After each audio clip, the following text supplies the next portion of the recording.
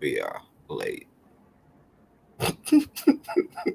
I blame you that we're late. Don't put that back to your mouth, sir, because we are Don't blame me, cause yeah, show. just don't blame me. It's Saturday, and we're always silly on Saturdays. I'm gonna kick the beat. You ready? Mm, mm. What beat? Wait till people start coming in, huh? What beat? The beat for what? Theme song. What theme song? The theme song for Silly Saturday. Oh, we have a silly Saturday theme song now, Yes. and I wasn't involved I wasn't told about this. Mind you, I created silly Saturday. We did it last week. The time we was on. We did. Yeah. Oh, Lord.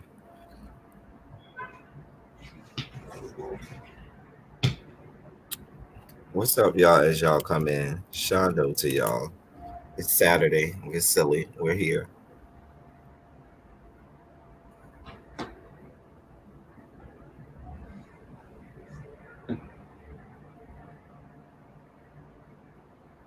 We are here.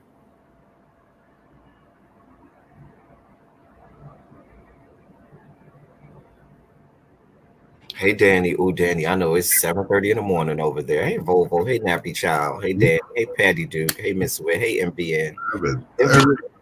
MVN. What time is it over there in the motherland where you are? Good morning, everyone. I am highly upset this morning. Hey, Lastasia. First of all, because this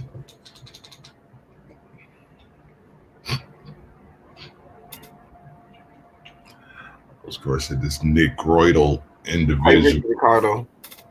This Nick Happy Groidal. birthday, Danny. I didn't know it was your birthday, Danny. Happy birthday. Happy birthday to you. Happy birthday to you. Happy birthday. Wait. What tempo are we doing? Hold on now. I mean, if you're going to be a doo-wop bitch, I need you to slow song. Hey, Boogie L. Hey, Mom. Bitch, I need you to get in line.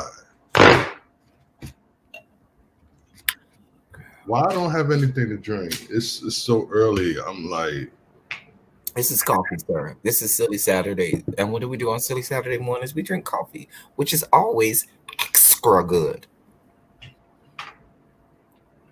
Extra good. It's what the coffee always is. Hey, little baby. Little baby. Hey, little baby.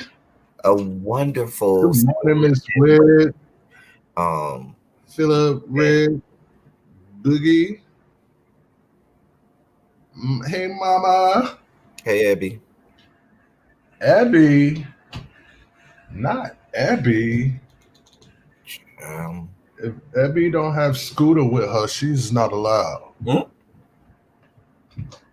Abby be like, Scooter got to go with Mama. I don't blame you, honey. I need you to be escorted by Scooter. That's your ticket up in this piece.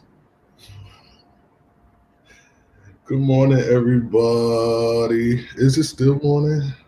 It is. Oh, too fucking much of the morning. Why are we up? Because it's Saturdays. Ciao. Oh, it's 5 p.m. Which means, which usually means my Friday night was heavy, so I should not be up this fucking early. And I'm pissed off because there you go. This ring light, I'm ready to throw this shit against the wall. I didn't even turn mine on. I don't even want that kind of light in my eyeballs this morning. But I got mine, it's on, but it's facing the wall. Patty Duke, I'm going to get into Big Brother and how I'm so angry right now. Child, don't put no spoilers in the thing. We're going to do all the spoilers when I get to that segment. And I'm going to have a whole rant about it because I'm real upset. We'll get that, Patty Duke. We'll get that. The mother got shot. I'm not doing this with you. I want to go So this good time, this good afternoon time for you over there in the motherland in VN. Um Oh, so it's 12 o'clock somewhere. Let me go give me a drink. it's actually 5 o'clock over there. Hey, so Jeff. Oh shit! So It's Jeff, I drink told you to hit hour. me up with a DM. I had a question for you, and you never hit me up. I had a question. I know a real serious question for you, so Jeff. Just let me know. Hit me up. You was good to stay up out that DM. Oh, fuck you. Okay, fuck you. Anyway, no, but it's a serious question. So yeah. So when you get the chance, or shoot me an email, either one. May I be excused? Yes, bye. Mm. Entertain the people. Well, thank you for coming on and spending part of your birthday with us over here, Danny.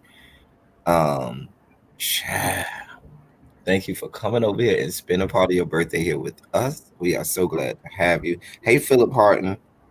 Child, Philip, I'm gonna go in on Big Brother when we get there. Let's talk about the other stuff first. Whenever Ty come back, but we gonna have a whole Big Brother moment. We gonna have we go. Okay, no problem. Yeah, you was it was like maybe last week or so, Social Jeff, and you were here, and I saw you in the chat, and I said, Social Jeff, shoot me a DM or send me an email. I got a question for you, and you never sent me anything. I said, what did I do? I didn't do anything. And I don't even think I've seen you in the chat that much since then. I said I must have did something to piss him off. I piss people off all the time. I don't know. You scared the boy. Yeah, You scared me. subscribers be getting mad with me all the time. They be so mad with me. I'll be like, okay. Child, I'm mad. Bitch, I'm mad with you. We're not gonna do this today. We didn't even do your theme song. Come on. Our theme song.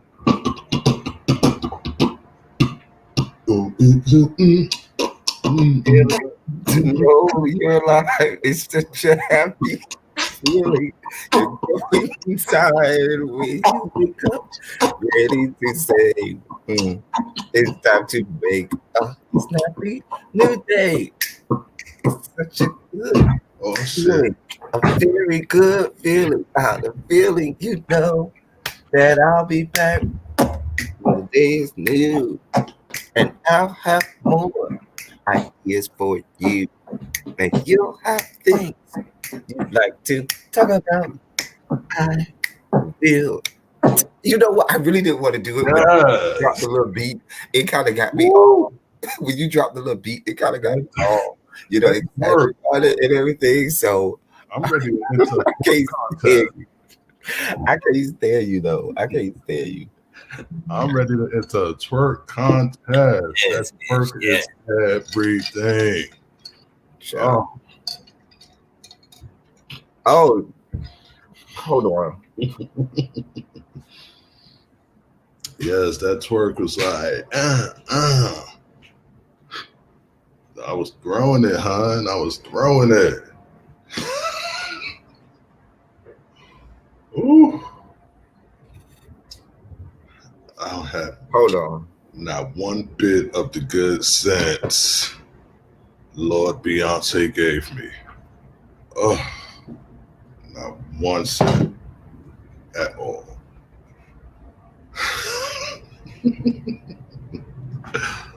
What's good? Happy Saturday. What's going on? I went out last night. I know you ain't asked, but We didn't. I'm offering. We didn't.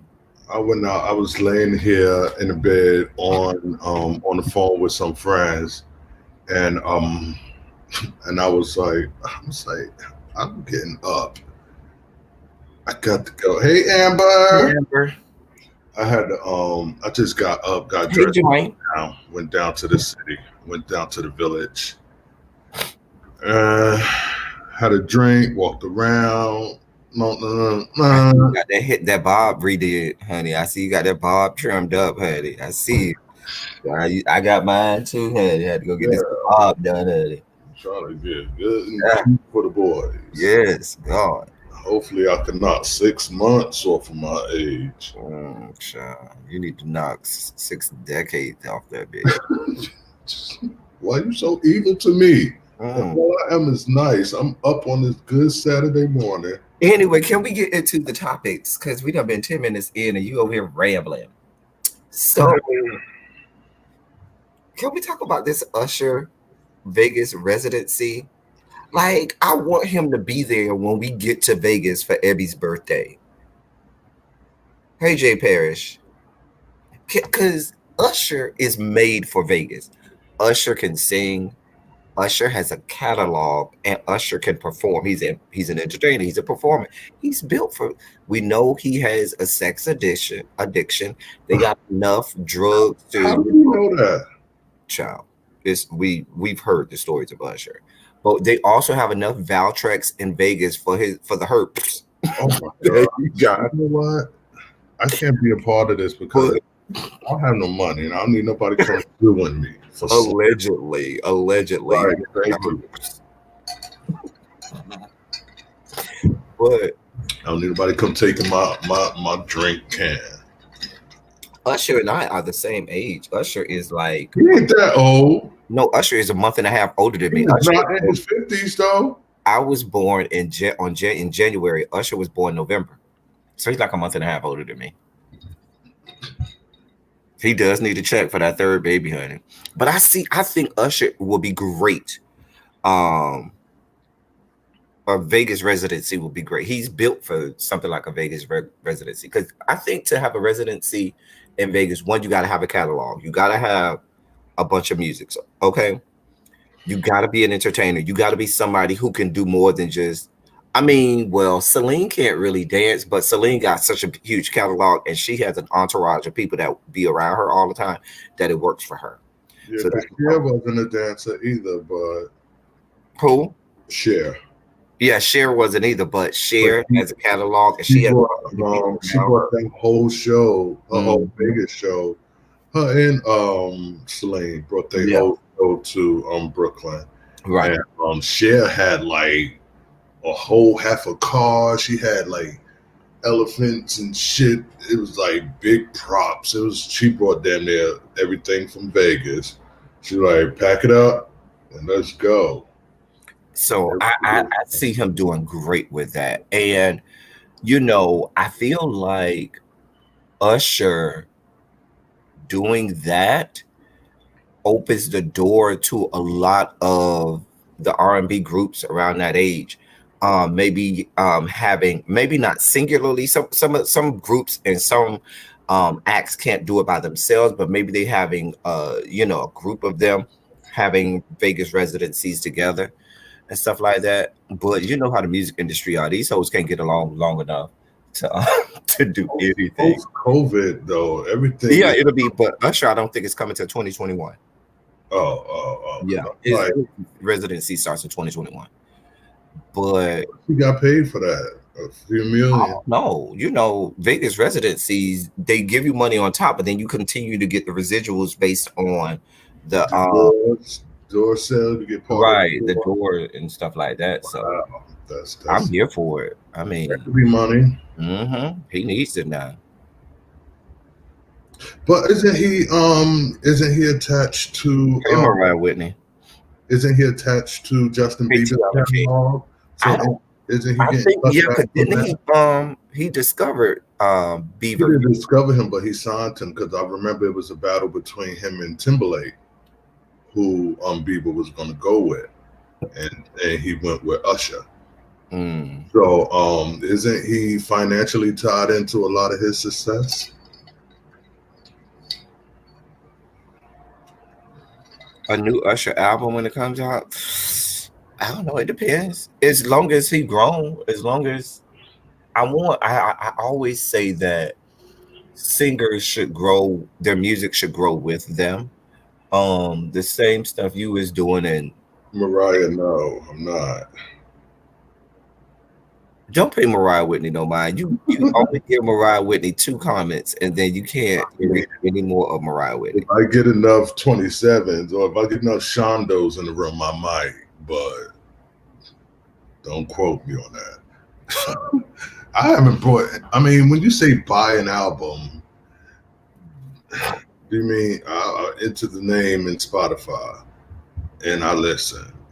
I don't know if that counts towards, their financial gain, but who is buying albums these days? Volvo, you wishing on a star. The CD is never coming back. This is the digital 80/20. It is not coming back. To follow where you are. I'm just saying. I'm wishing on a dream. Usher, listen, my favorite Usher album is everybody talks about Confession, but for me, it was 8701. 8701 was my bump. I used to rock 8701 like it was the last album that was going to ever come out. When I did, I would say probably one of those. Because 8701 had you got it bad. That was on. No, you got it bad was the later album. You got it bad. yeah. But 8701 was He didn't have that many hits on that, did he? yes, he did. You Don't Have to Call was on 8701. What you gonna do, girl? What you gonna do, girl? What you gonna do? That shit. Can you help me? What's on 8701? You remind me. Oh, you remind me. Oh, girl. Yo, oh, You Got It Bad was on 8701. You Got It Bad was on 8701. It was. My joint was Can You Help Me? Can You Help Me? I used to play that song over and over and over on repeat. The second Usher album was good. Quiet as It's Kept. I remember the first Usher album, and I had a lot of bumps. My favorite song from that album was All the Time I Think of You, Holding On to Someone New. Don't make me. Oh, that was my shit. That one, The Many Ways on that first album. Oh, God, I used to jam it. There are many ways to say I love you. He had some pops. He was definitely the shit. What up, Ralph? Hey, Raphael. I think that, well, his most iconic song is on the second album. That's, When that's it's 7:00 on the dot. I'm in my drop. I mean, you know every word to that song. Everybody knows every word. That's on the second album. Now, the Confessions album was a listen. So many people talk about the. When did he start to fall? Was it around his marriage? When did he start to fall? After Confessions. After Confessions. Hey, Mimi. And was that around the time? Yeah, that 1994 Usher album. That was that first album. No, you are inciting violence.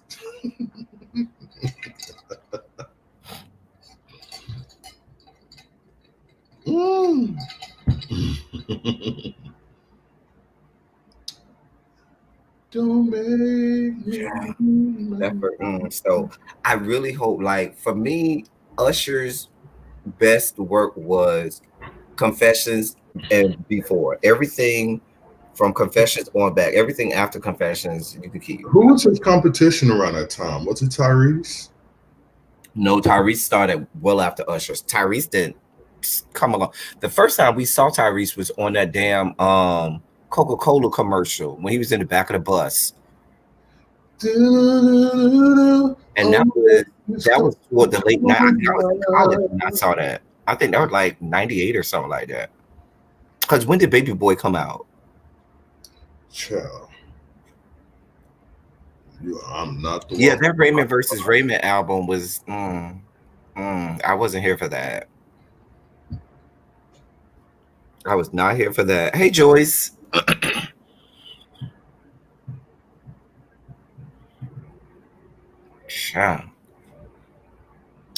Yeah, I instantly started thinking Timberlake. Well, Tevin Campbell Tevin Campbell started before Usher. Yeah, he not paved the Um, way, but yeah, Tevin Campbell started, and then when Usher started to get big, that's when Tevin Campbell started to decline. That's when the whole scan. That's when Tevin Campbell said, "I'm gonna live my truth," but he had the little twists in his hair. And when he did "Come Back to My World," come back to come my back to me, world. girl. Come back to me, That's when he got arrested for girl. trying to suck up the police officer in the bathroom or whatever. And Oh, that was when he went downhill. And that was late '90s because I remember I he, was in college. he And tapped his foot under the stall. that's when Usher's second album came out. Usher's second album came out around that time. And remember, Usher blew up when that second album came out. Even though Usher did give me a little "Hey Girl, Hey," when what song was that? When he had the little makeup around his eye with the big eyelash. It was on the And second that album. was like a circus type of theme song. And what was It's that like, song? But I was looking at Usher like, girl, Usher girl, Usher. yeah, wasn't he like tapping under the bathroom stall? He Child. pulled a Paul. It was A mess. Paul Rubin. Isn't that the Paul girl? Rubens, no, Pee Wee Herman got caught jacking off in the adult bookstore. Oh, ooh, child. Yes, it was My Way. Thank y'all. I knew y'all was gonna tell me this song was My Way. My way. I was looking at Tevin like, Tevin, you looking real hey girl hey in this video. I see you. But with Tevin, not Tevin, Usher, you looked real hey girl hey. But with Tevin Campbell's decline, that's when Usher came in. That ushered in Usher. Got off. I should blast it in his face and say, Because I'm trying to think what other male contemporaries. I mean, you had Montel Jordan that was out during that time, but he was much older than Usher. And he didn't have that kind of career. He didn't have that many hits and stuff like that. I don't think he had the backing either. He wasn't a teen heartthrob, but he was. Yeah, and wasn't like Aaron Hall and R. Kelly and all of them out around that time also? R. Kelly was out during that time, but R. Kelly was much older than Usher. I think, the music industry always looks for a young, attractive black male crooner or singer that can come out there. They could be a pretty face, a nice body, and a good voice. You had the Teddy P's of the world, who was that back in the day. And stuff like that. They look for that. They want that look. So Usher supplied it to him. Usher had the body, he had the looks, he had the voice, he could dance. He gave you the whole package. Now, I ain't gonna lie. I saw a 4-person comparison type of thing, like who would you rather in their prime, I guess, and it was like Usher. Jermaine, Tevin was a big pop star. If you go back to the early '90s, Tevin was huge. Tevin was huge. About that first album came out, what, 89 or something like that? Quincy was pumping nothing. Yeah, Tevin was huge. Tevin fell off because that whole Quincy was pumping him. Quincy was pumping him with the hits. Child. A mess. Quincy was pumping him with the hits. Genuine was old. Yeah, Genuine was older than Usher as well. But it's just you just gravitate. He did have this charisma about him and this gravitas about him. Now, when you say contemporaries, you got to talk about somebody who had that level of stardom at that time. What made Brandy and Monica so good was the fact that both of them were at basically equal footing at the time. They both was pumping out like #1 hits and stuff like that, so they could be seen as contemporaries.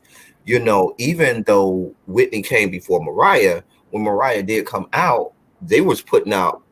No, Mariah came before Whitney. Whitney came well before Mariah.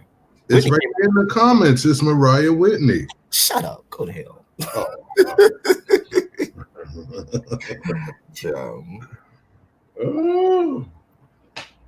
And let's not bring up Whitney, please. Well, you know what? I think Chris Brown was supposed to be that next Usher. When Usher got older, Yeah. and I think Chris Brown let the crack and all of that stuff do him in. Chris Oh Brown's my God. career But should be okay. he's still like if you hear you still can hear his Yeah, and pop. I do think that, but what I think is he limited his own stardom to a certain degree. I don't know. I mean, who you I feel like can't stay on the top forever. I'm waiting for to take a fall from the top because Lord knows I'm tired of. what? I'm waiting for to take a fall from the top. Who is this? I dare not utter the name in public, We don't know who you're talking about. nor do I want my lips to be read. But just know, has to take a seat. We don't know who you're talking about. Who's on top? I don't know who's on top. We know you ain't on top. It was a good night. Yeah. It was a good night. I'm not. Jermaine said it. I didn't.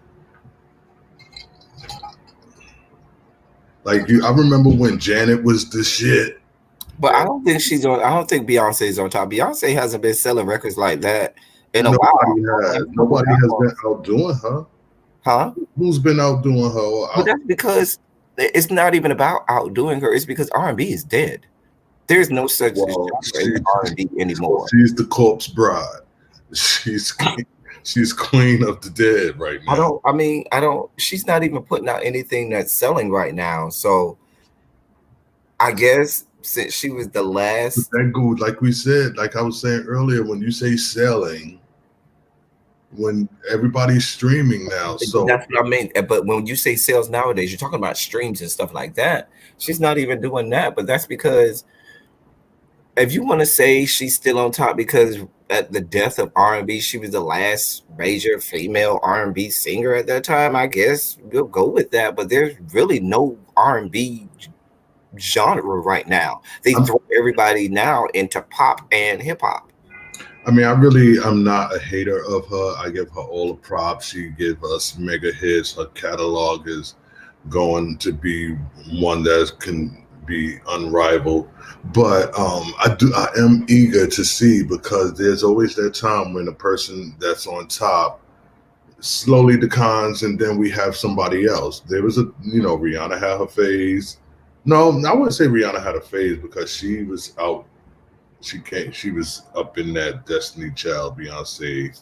But the thing about I would be with you. But the thing about it is, like I said, since R&B is clearly dead, I don't know that there will be another one because unless you revitalize R&B, you would have to revitalize the whole genre of music. And since it's dead, I don't see anybody. I don't think it's next up and coming. You know what I'm saying? So if R&B is dead, what's the shit now? Trap music?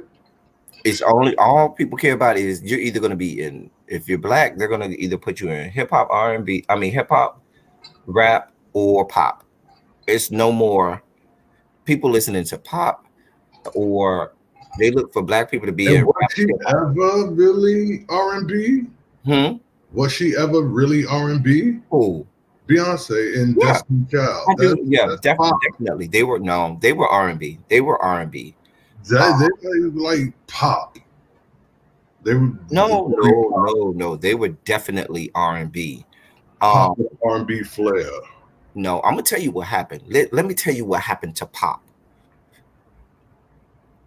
White people can never let us have whatever the fuck we want to have. White people. So what ends up happening is what was R&B, white people started to say, oh, it wasn't good enough that they were stealing our music and turning it white like they did back in the 40s, 50s, 60s and stuff like that. Then they said, we just gonna take that whole musical genre from y'all. R&B, nope, no more R&B. Now it's just everything's going to be pop. And they even have us thinking in our minds that things that were traditionally and that we know to be R&B is really pop, because they try and throw it in the pop genre so that they could take stuff um from a.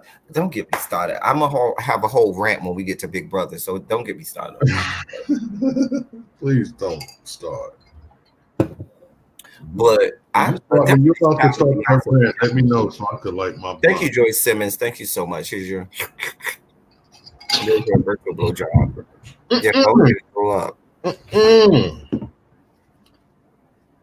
Don't ask me why I got sequence right next to me.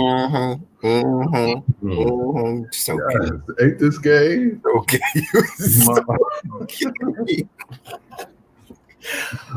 My fucking my handkerchief is That is the gayest thing I've seen in like a month or two. oh shut up.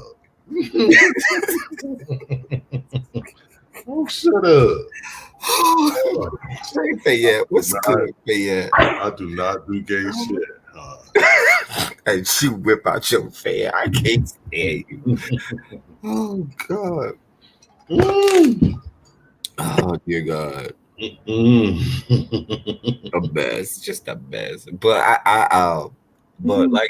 but Patty Duke said it. The new school, that you don't have R&B stars. Now I'm gonna tell you when R&B started to die, and when people started to get, y'all got me over here crying laughing so hard at y'all.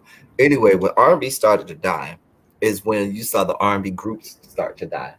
Because think about it, a lot of popular R&B singers and stars came from R&B groups.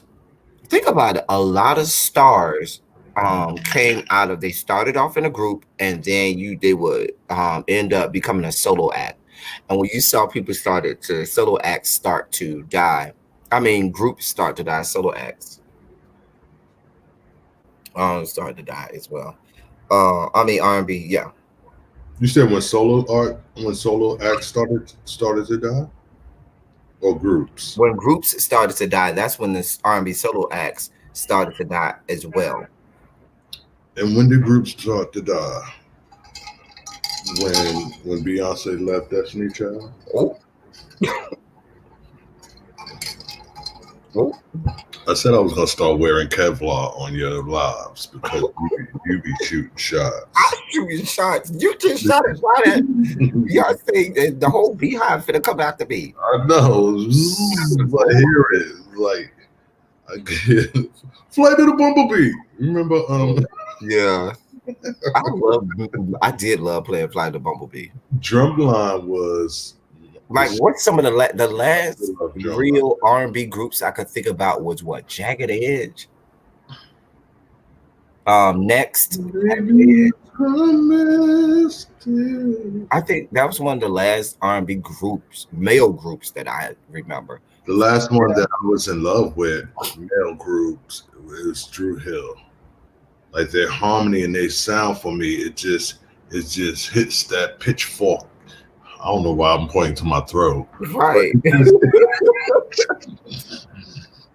It just hits that pitchfork of perfect tune in me. But Dru Hill was one of my all-time favorites as far as their sound and Escape.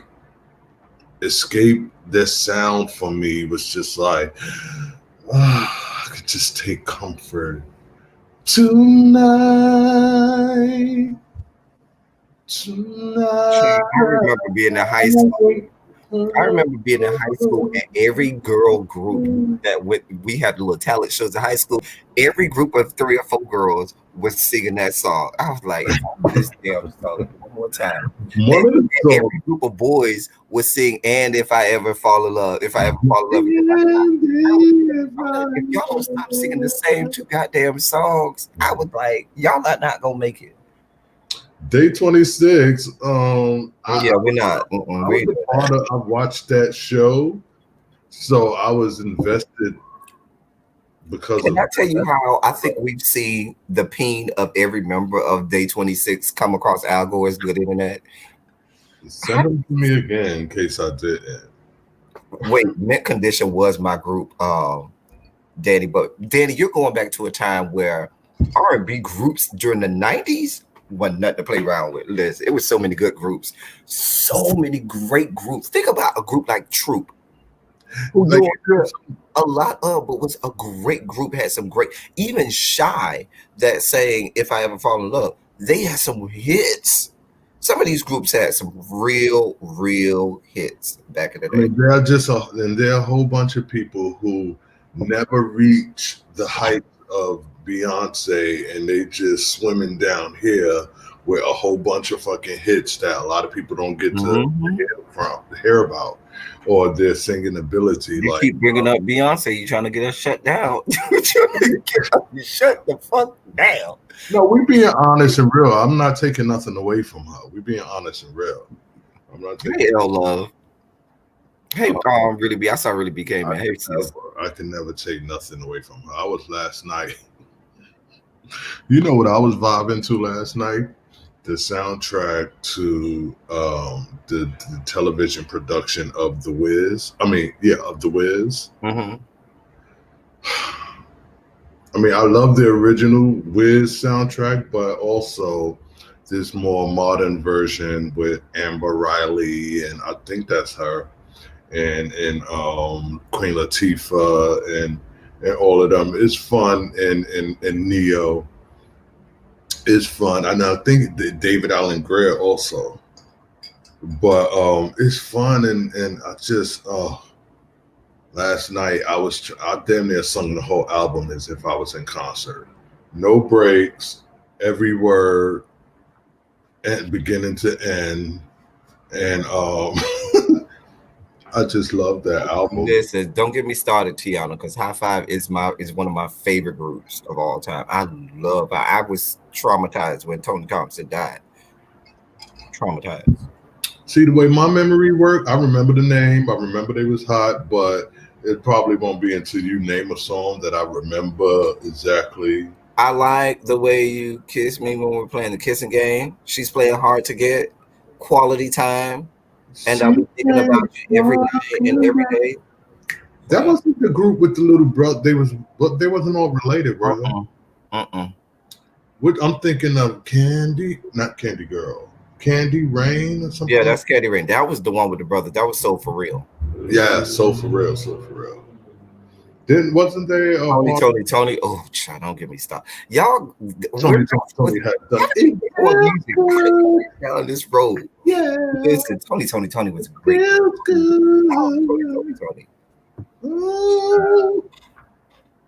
Like a lot of those songs, I was such a toddler that girl. They didn't have no value, no meaning to me. I was with jump, Daddy, I can make you jump. I'm sorry, I missed the super chat. They told me I must admit, dear God, I'm sorry. Thank you so much, birthday girl, for your super chat. I'm so sorry. You get the extra time. You got to give her a virtual blowjob too, because it's the birthday girl. I'm sorry. Thank you, Jenny. I'll give her a virtual. Wait, no, that's the wrong way. Wait, there we go. Virtual carpet munching.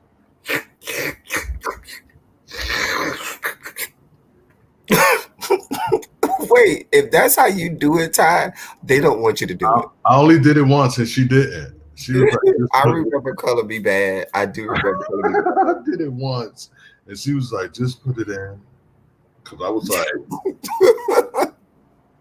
"Oh, don't get started on Atlantic Star." Atlantic Star. Color Me Bad was my shit. What favorite. I love. They didn't have Sex You Up, did they? See, if you're gonna bring up Atlantic Star, now we got to bring up Climax, and we're going back to the '80s now. And you're gonna start to bring up groups that's gonna make. But you know what would be a versus that I would love to see? I would love to see Stevie, because yesterday after I finished cleaning and all that shit, shave, shower, hair, laundry. Really, they don't do that again. I laid out and I was vibing to Stevie Wonder, and I was thinking. I saw they put on Twitter or Instagram that he's back in the studio. Great, I'm glad, because remember they said he was real sick recently, and so somebody took a picture of him and he was in studio making music again. So I everybody said it was traumatized. I was too, child. I Oh, that's was where you get too. it now. But But no, listen, Stevie happy Wonder, child. I would like to see Stevie Wonder in I'm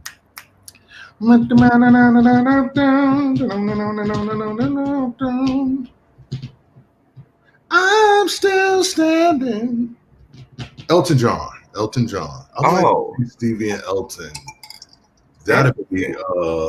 That'd be a Now, versus for you. Brownstone was one of those groups. When you talk about harmonies, none of those female groups that we mentioned, 5 steps to empty. harmony for me, Brownstone had the type of harmony between those girls that used to just make. If you were a musician, if you were a vocalist, you would listen to those Brownstone harmonies and go, "What the fuck is that?" Those That's were how Escape was to me. But then they do 5 steps to empty or something like that. That's Drew Hill. No, that's 5 steps. 5 steps to empty. My heart is running low. Whoa, whoa, I need a good man to fill me up. I need a What's good that man. Brownstone? I know what song you're talking about. What's that Brownstone? And I'm thinking that probably was the girl. Oh, child. Like I said, my memory is. I left that shit in the 90s. It's gone. My mouth's to empty. My heart is running low. Oh, I need a good man to fill People me talk about In Vogue a lot, and In Vogue was great, but let's just be, and this is going to sound like sacrilege, but let's just be clear. up. In Vogue only got a couple hits. Oh, If we're just being real honest about it, yeah. because they couldn't get After like a they were good 2 3 always albums, they started falling out, right? right. They only got a couple hits. They don't have like hit after hit after hit after hit. They were great harmonizers. They were a great group when they were all together, but they could never get together. They were always upset.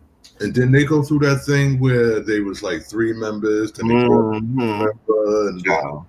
child. Child. Drew Hill did that shit. So many groups did that. Listen, I loved Brownstone because when they had songs like Grapevine and their harmonies wasn't the regular stack chord harmonies. When we get into music theory, you start to talk about all of the minor chords and That's the things big that girl that was on hit. R&B Divas. What? What's the big one that was on R&B Divas and she had beef with like Selena Johnson? Child, don't give me the line. I don't even remember watching but 2 episodes of R&B Divas. R&B Divas for sure. I love Monifa. I love Selena, and Kiki Wyatt was a mess. Hey, your name. That was really like my introduction to Kiki Wyatt. Even though I've heard I listen. People love Kiki Wyatt. I'm still eternally upset with her when she redid. Then isn't she the one who redid "If Only You Knew" by Patti LaBelle, and that shit was trash. She did do that because you cannot do "If Only You Knew" by Patti LaBelle and then decide you're gonna do the whole end part falsetto. Girl, I don't respect you. I Girl, like she down. did Tennessee. I like her rendition of Tennessee Whiskey. Fuck out of here. You can't do "If Only You Knew" and then do the end part falsetto. Girl, sit your ass the fuck down and leave grown people music to grown people. Girl. And I don't care who mad about it. You know the people love them some Kiki Wyatt. Child, don't she got like 12 kids? Child, like 14. Girl, But maybe not because my mother had 10. So it's not. yeah, my grandma had 16. So my mama is number 14 of 16. Child. I mean, she hit those high notes that people like to. She has a nice voice. She does have a nice voice. Child. I never liked Ruben Studdard. Never liked him. Ooh. Never liked that. He should. I was Team Clay. Clay saying Ruben Stutter under the ground. I Well, was when like, it turned down, when it became like this black and white thing, of course, it did become a black and white thing, and I didn't care. I was with Clay. I Clay felt like said, I had to listen, take because I was with Ruben because I was with Clay because I knew he was one of the girls, he was one of them. but I didn't want my black card to be taken, so They could take mine because I I'm went sorry. with Ruben. I was not here for Ruben. The winner of American Idol is Child, Clay was singing down, honey. Clay was singing down for the girls. Anyway, once Gladys gave him that nickname, the Velvet Teddy Bear or some shit like that. She called him. I just didn't care for his voice. His voice wasn't all that. Even it He just, wasn't. He wasn't. I was like, girl, you don't. And they used to be talking about Ruben like he was just singing the house down. And then they disrespected Luther Vandross by they kept making him sing Luther songs. And I was like, please let that go. Please stop disrespecting Luther. And Luther was still alive at the time. Girl, they was so disrespectful. So disrespectful. Anyway, so Todd, give me Todd, okay? I know you don't watch Big Brother, so we'll give you a chance to have a little moment, have a smoke break or something. Okay, if you don't like spoilers, I'm just gonna tell you now. Yeah, let me go. Fire. Talk amongst yourselves. Mm-hmm. We know what Todd's about to do. Anyway, if you don't like spoilers, you might as well mute me now. So if you watch Big Brother 22, let's have this conversation. First of all, Big Brother. I didn't finish season 19. I stopped watching season 19 and then I stopped watching season 20. No, I finished season 19. I did. I watched all of season 19. I didn't finish season 20 or season 21 because they always have some racist fuck shit going on.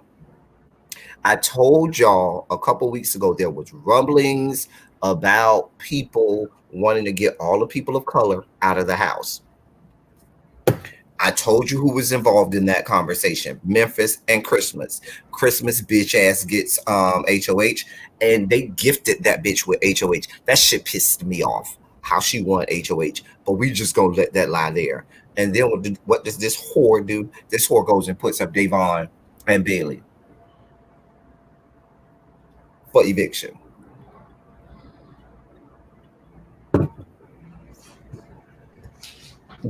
I'm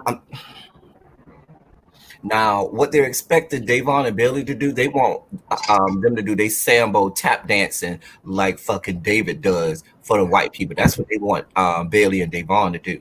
That's what I feel I'm doing on this channel. Go ahead and tap dance in, bitch. Tap, bitch. Because why have I never been invited to Intelligent Tuesdays? I'm always on Silly Saturdays.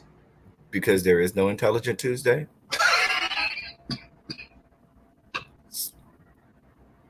But somebody help me understand for all my Big Brothers watch. Big Brother watchers out there.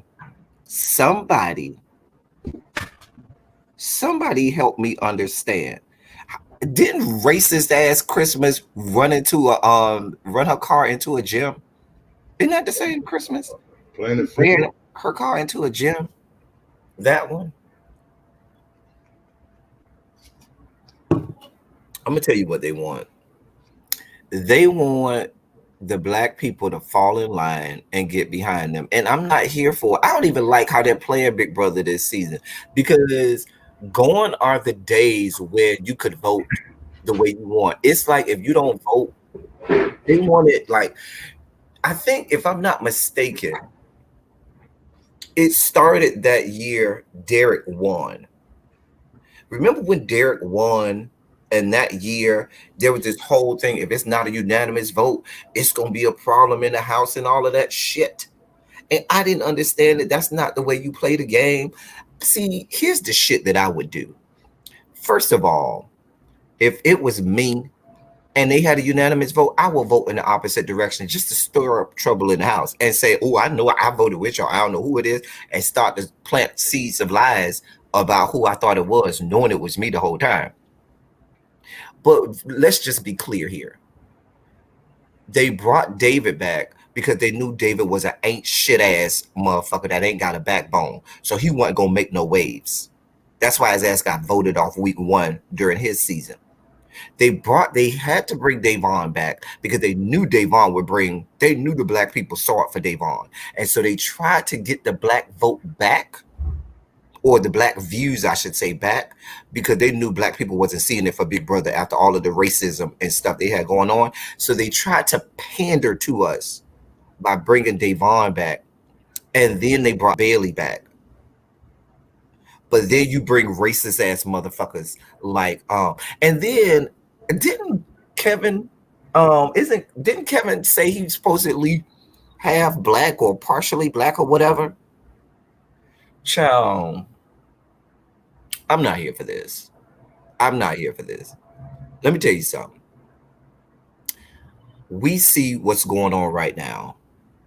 And even if the producers and stuff said, well, we can't control what goes on in the house because then it wouldn't be authentic. And then don't bring these racist ass motherfuckers back in this bitch. That's how you get rid of the problem. Stop rewarding racist people. Why is Christmas there? I hate her. Why is Nicole F? Y'all can't tell me Nicole F is not. I know Nicole F is involved in this. Christmas, Nicole F, I know both of them is involved with this mess. And I ain't here for Kevin either. Because Kevin, you ain't tried to see it or be here for the black people anyway. Lord.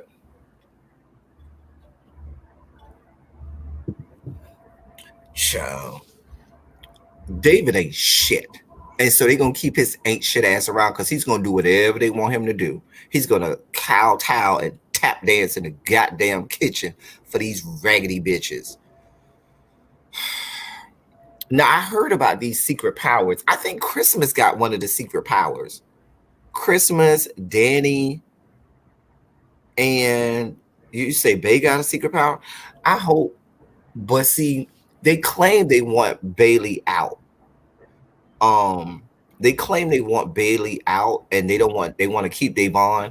That's what Nicole F is saying.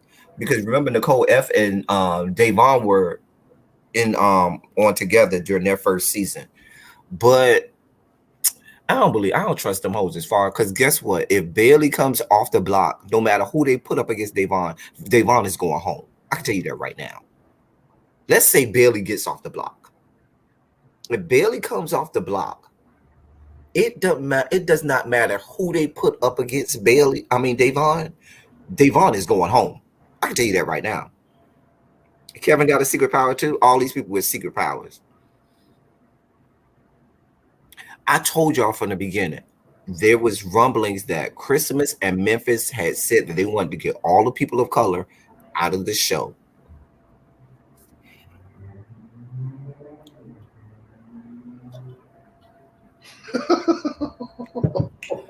Watch this. Now, if I know CBS like I think I do, what CBS is going to do is, you know how Julie always say, expect the unexpected. They're going to come up with something because they're going to see Black Twitter. Black Twitter is not here for this. Black Twitter has started to find out about this fuck shit, and Black Twitter is not here for this. And they do not want to lose in this climate. They don't want to lose the black viewers. They don't want to start a firestorm. And so they're going to come up with something that allows Davon and Bailey to stay a little while longer, just to pander to us a little bit, only for them to ceremoniously get ousted again. We all know what this is. Oh yeah, Tyler is involved too. At first I thought we could trust Tyler. I don't trust that bitch either. That bitch Tyler ain't shit either. Ooh, they pissed me off this week. When I started reading that shit last night about who Christmas put up, y'all know I already couldn't stand that bitch Christmas, Thanksgiving, Arbor Day, whatever the fuck. That's what I'm gonna call her. Fuck you. You don't even deserve a holiday like Christmas. You'll be Arbor Day, okay? That's what the fuck you're gonna be. A fucking Arbor Day. I hereby deem you Arbor Day. Or better yet, let's if we're gonna stay down the racist track, you can be Columbus Day. That's what you are, Columbus Day. We know how racist. Let's not go down that road, honey. Just combine them two, Calarbor Day. But Well, oh you my know, gosh, I just read the thing you sent me. That shit was funny. the one with about the rich people. Okay, yeah, we gonna get that later. We gonna get that later. We're gonna do that one. That's gonna be funny.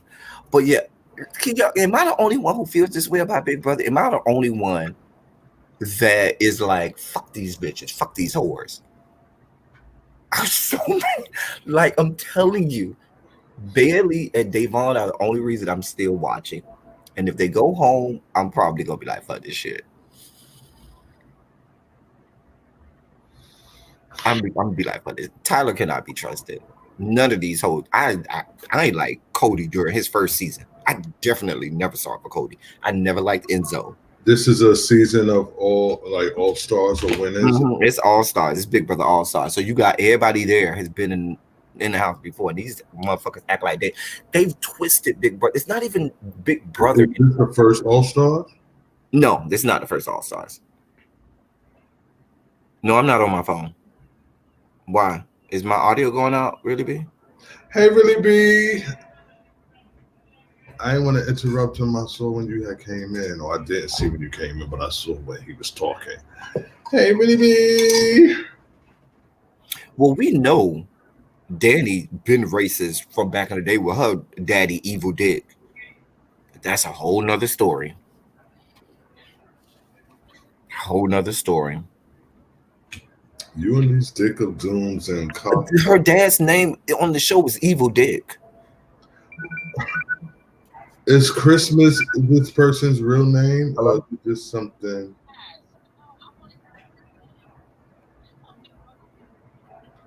You know, You want to talk about it? I was gonna say you done struck a nerve. You want to come on and talk about it for a little bit? Yeah, call. Yes. So you don't have no clothes. Oh, yes. You better come on then. Yes. I can't be the only one showing all of this. So do you want me to put you on speakerphone so the people can hear you? Come on, really, B. Okay. Okay. That was really me. She's just as incensed and upset about Big Brother as I am. I think the collective of the Black community is so angry. Like I saw Black Twitter because I didn't know what happened. And then as you know, you follow the people in Black Twitter. And I just kept seeing Big Brother, Big Brother, Big Brother. I said, wait a minute. And in my mind, I immediately said, I know this fuck bitch did not nominate Day and Bay. Sure enough, here she go with her fuck shit. I said, I know you the fuck lying. I know you are the fuck. I only do one thing on Twitter, and it ain't following Black Twitter. Black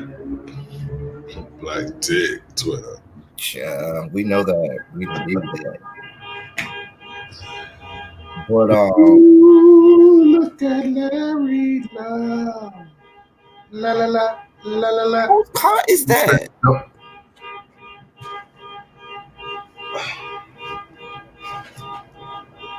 You want me to take you to the window so you can see?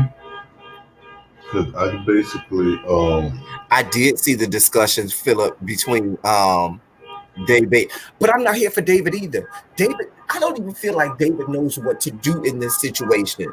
David is all like he's a part of the crew now, like he's here for the. Oh, David, you showed us who you were from the beginning.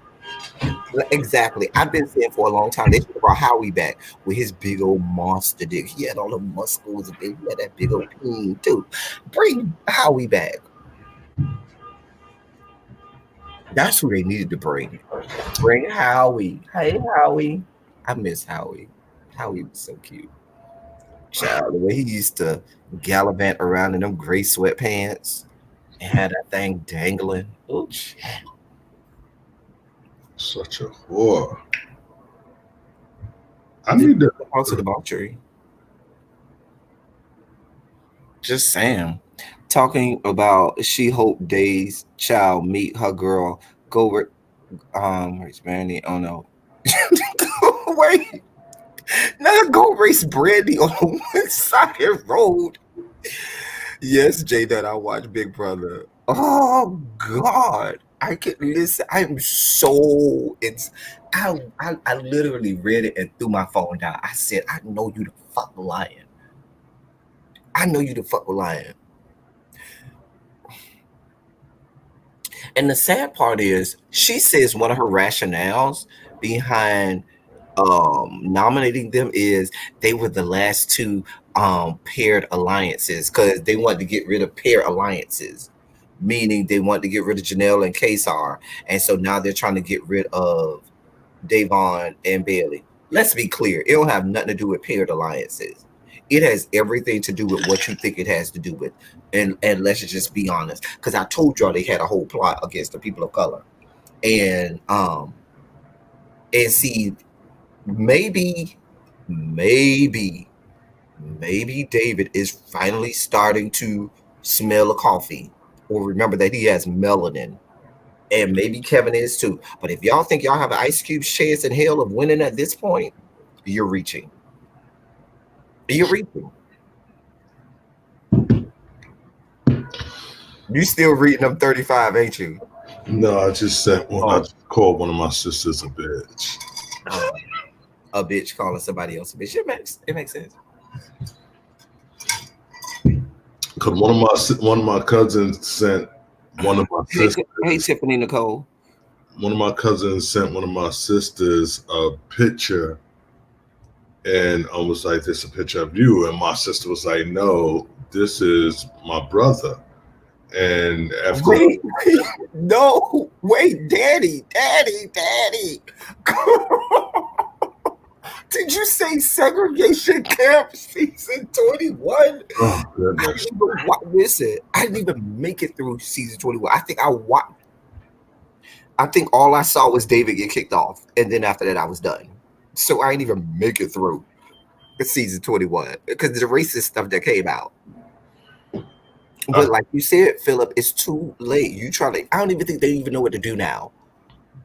It's like y'all speaking French when y'all talk about Big Brother. David is. That's why he got kicked off season 1. Week 1 of his season. Just a fucking mess. They're gonna get picked off one by one. You noticed. Have we had a white man on the block yet? Put that out there.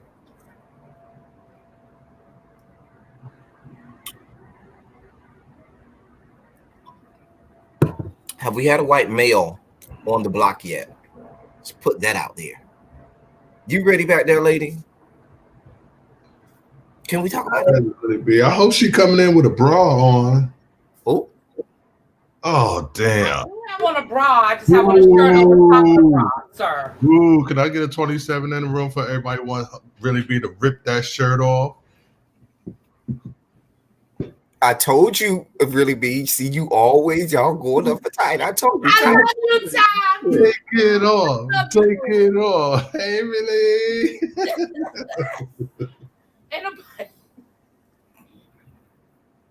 Listen, let me explain something. I'm so pissed off with this season of Big Brother because I feel like, one, the integrity of the game has been compromised because they were already pre-gaming and they were already figuring things out before they even got in the house. So to me, they need to just throw this whole shit away because production knows, like it's all over social media that the integrity of the game is gone. Number two, yeah, those 27s coming through really. Ain't nobody worried about it's 2 people. Little baby, really? Mama 6. Mama 6? Really? Anyway, really? Wow. Listen.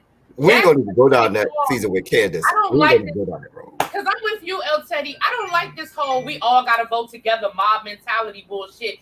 To me, again, that messes up the integrity of the game. Like, you remember votes when you had to actually watch the whole vote because you really didn't know who was going to vote for who, and you really didn't know which way people were going to sway. Now, all you need to hear is the first vote, and you already know who's going home. There is absolutely no, and like, for example, with Janelle. Okay, so Janelle didn't have the votes, but if I'm Day and Bay, like, fuck it, I'm voting for Janelle and show the fact that I rocks with you.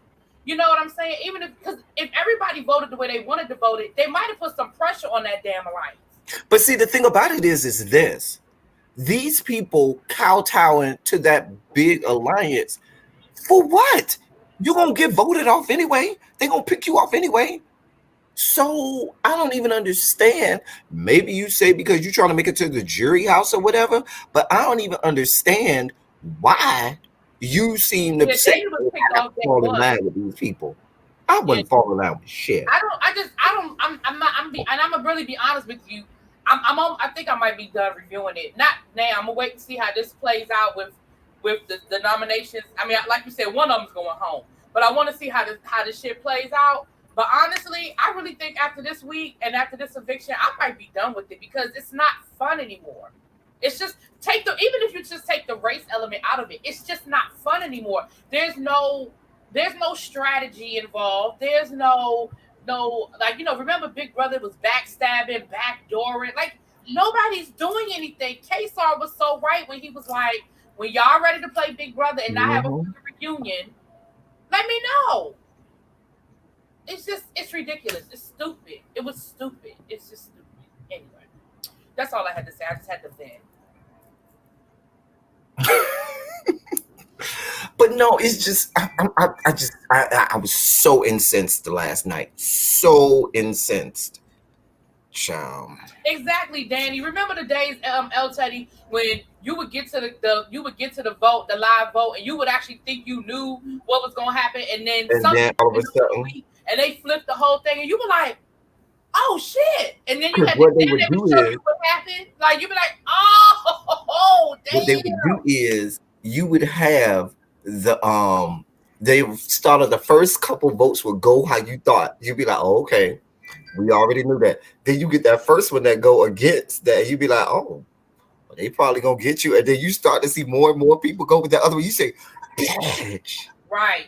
Oh, that's why they always said the pawn was never safe. That's where that whole thing, the pawn is never safe, came from, and that's how pawns voted out back in the day. Exactly. This is supposed to be all stars. Like, we're supposed to be seeing all kinds of espionage and double dipping and double dealing. Like, we're supposed to be seeing. So how the fuck you gonna be in three alliances with the same goddamn people? What kind of shit is that? Listen, I'm telling you right now, I knew from the beginning when that they were not here to play the game. When, as much as I love Janelle, but if y'all were here to play the game, that week one when they had the chance to put Janelle up, I would have said they couldn't put her up week one. Remember, her and K-Star did the save. So week one, her yeah, you're right. Yeah. But what that was week two. Yeah. But what I'm saying is, when Cody had head of household that first week, you supposed to be swinging for the fences. You supposed to go for broke. You know who I would have put up? I would have put up two people who won. I would have put up Ian S. and I would have put up Nicole F. and said, "We here to play Big Brothers All Stars. Put on your boxing gloves, bitches. Because if you think you're gonna win again, not from the day. Like, I'm with you. First of all, the two people that have already won this have already shown to me that they can win this. So fucking y'all got to go. One of y'all got to get up out of here. And I'm with you. I'd put Ian and Nicole up and let the chips fall. Whoever go home, it's a win-win for me. Let the chips fall. And you know what? If one of them win power veto and I got to put up somebody else, then I'm putting up. And if Janelle and K-Star was still safe, then I'm putting up one of the boys. I don't give a fuck. Tyler, you came close. One of y'all got. I'm sorry. It's all got to go. Love and one. One of y'all got to go. This All Stars. This ain't. Absolutely. This is all y'all been in the house before. Y'all know how this goes. Not here for it. Exactly. K-Star ain't want to comp since he been in the house. I wouldn't have fucked with him last week. He has no alliance. He's dead man walking. I can get him whenever I feel like it. I don't even. Why are you worried about K-Star? He is a threat to nobody. You want to know why? Because they're eliminating the people of color. Stupid.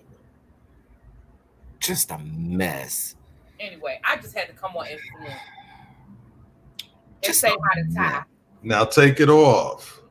Boy, if you don't take it off. Take it off. Y'all see what I got? Why did New York got to come through? Off. Take it off. Take it off.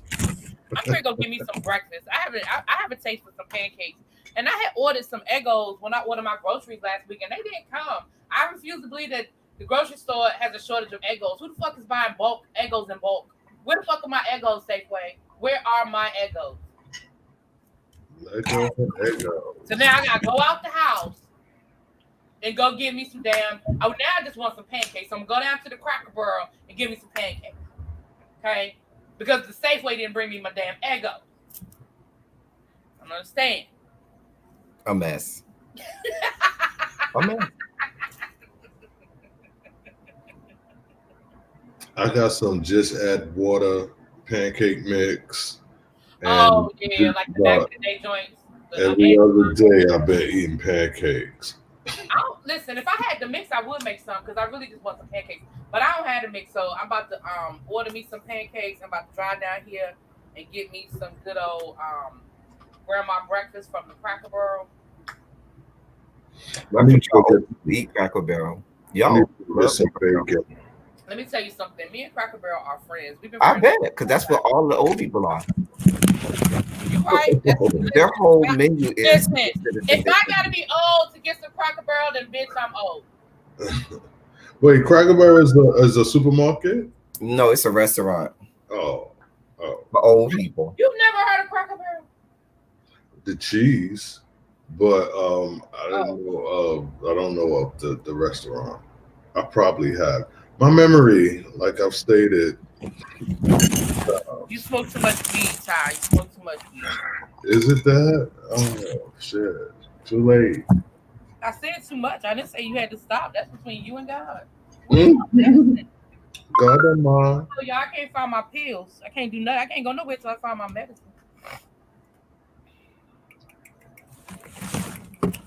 Yeah. Oh, here it is. Yeah. So I'm with you, El Teddy. I mean, I tried to, because I'm with you. There's so many seasons that I have stopped, because after certain things happen, I'd be so mad. I'd be like, fuck it, I don't care who wins. And I feel like this is going to be another one of those seasons. I'm probably going to stop watching. I can tell you that now. Well, like I said, I'm going to wait to see how this plays out. Now, somebody was saying, do you feel like producers robbed Day? You feel like she was supposed to win that head of household? Oh yeah, definitely. Even if you wanted to do that, I think the manner in which she won was just not fair. You see what I'm saying? How she just waited for them to give a wrong answer. She never gave a right answer. You see what I'm saying? Like, I think it should have been like another strategy. Her strategy was, I'm gonna wait, let the other person answer. Exactly, and that's what I'm thinking. I think you should have been eliminated. I think one of the rules should be, if you never give an answer, you get eliminated as well. Or you can only not answer a certain amount of times. Yeah. Right. Something where it seems a little more. Game. It is a drinking game that we play. We might play that when we all get together. It's a drinking game called Indian Poker. Get that. You can't pass more than 3 consecutive times. If not, you automatically got to take the shot anyway. Jada, I don't have the time to watch the live feeds, but I follow all of the blogs that tell you all of the good stuff that happened in the live feeds. So I follow all of the Twitter accounts and all of the blogs that tell me about the live feeds. So I always know what happens in the live feeds. I should ask my mama to make me some. I don't watch the show. I wonder if my mama would make me some. She ain't gonna make them now because she already had breakfast. Well, I wonder if I could get her to make me some pancakes tomorrow for breakfast, and I'll go over there and have breakfast. Anyway, but that was my big brother rant, y'all. I'm off my soapbox, and I'm back. Back off the soapbox. I'm back with this. I'm here. You off the soapbox? So we done with Big Brother? Yes. Okay, then I'm done. I'm gonna go get Yeah, because you ain't show no boobs. Bring Abby in here. She'll show some. You know what? One day, Ty, when we are backstage and it's just us, I'll show you my boobs. Nope. I'll show you my boobs. Nope. Because I know you don't care. I know you don't. I love boobs. I love boobs. I understand you love boobs, but I'm saying like you don't have any use for them. Like as far as like I'll show you my boobs, Ty. Basically, she's saying you gay as heck. Well, That's why especially you had after the your way you little told, glitter, your little especially after the way you sequin told us that she handkerchief. was eating the cooch, baby. Stick to men, boo. Stick to You Yeah, men. had your little gay handkerchief. right. Right. That's not how Don't that works. ever, That's not how don't you do ever do that. that again. Don't Yeah, don't do ever. that. No, that's She, not how that she works. was like, just put it in. Just put it in. They do. I don't think they threw it because they knew.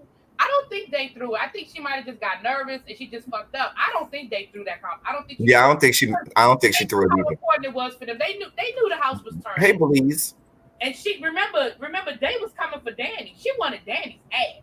So no, I don't think she blew through it. I don't. Unless production made her do it, I don't think she threw it. I think she just got nervous. I think she had been winning. She had been on a winning streak. I think she just got nervous and fucked up. I don't think she did it because again, she knows that power they needed that. She knew that Mm-hmm. the alliance was falling apart. She knew that they were on the bottom, the totem pole of that alliance to begin with. People they're running out of people to throw up there. Oh no, I think she wanted that. And if she had, okay, let me ask y'all a question. Let's play what if real quick, and then I'm done. LT. If they have won, who do you think she puts up? I think she puts up Danny. Who do you think she puts up if she wins? Oh, I know she puts up Danny because Danny done had it out for her. But do Danny you is think she tries to very backdoor vocal. Danny, or do you think she puts Danny No, up no, straight no. up? She puts Danny up from the beginning to let her know, bitch, I see you, and bitch, you going up. Yeah, I would I have put definitely think Danny Danny's on the and I low. would have put Nicole. I think she puts Danny and Nicole F because even though Nicole F tries to act like she's fighting for Day, she knows Nicole F from when they were on the season together. And remember they went back in the house again the year after. Remember they were brought back on that year after their original season. Nicole F and Davon were brought back, and Nicole F ain't been shit since the first season they was on there. Yeah, This will be their I third definitely season think together. I think Mm-mm. Danny. I think Danny goes up, and yeah, I see it. I see her putting Nicole up. I even see her maybe putting up Christmas. But you know what though? I take that back. I see her putting up one of the boys. I see her putting up one of the boys. They got to do something about them boys, but they ain't gonna do nothing about it. No. But Danny would have definitely been up. That would She have been the really should have first been up. nomination. Bitch, get on this fucking block. I can see her putting up Memphis. She has no use for Memphis. She has no use for Memphis. The only problem is Memphis wins comps. So he probably wins POV. Make me don't. But yeah, Memphis wins comps. All right, y'all. I'm going to give me some damn breakfast. I'll probably go live a little bit later on. I think I'm gonna take today to just do me. I'm not going to do any work today. I'm not going to pull out my work computer. I'm not going to. I'm just going to. I was going to do some work today, but I think I'm not. I think I'm just going to do me. So I'll probably go I live. got some people who are gonna do me today, and we'll talk about that later. What? I was getting ready. Ooh, I was getting ready to say something. I stopped myself.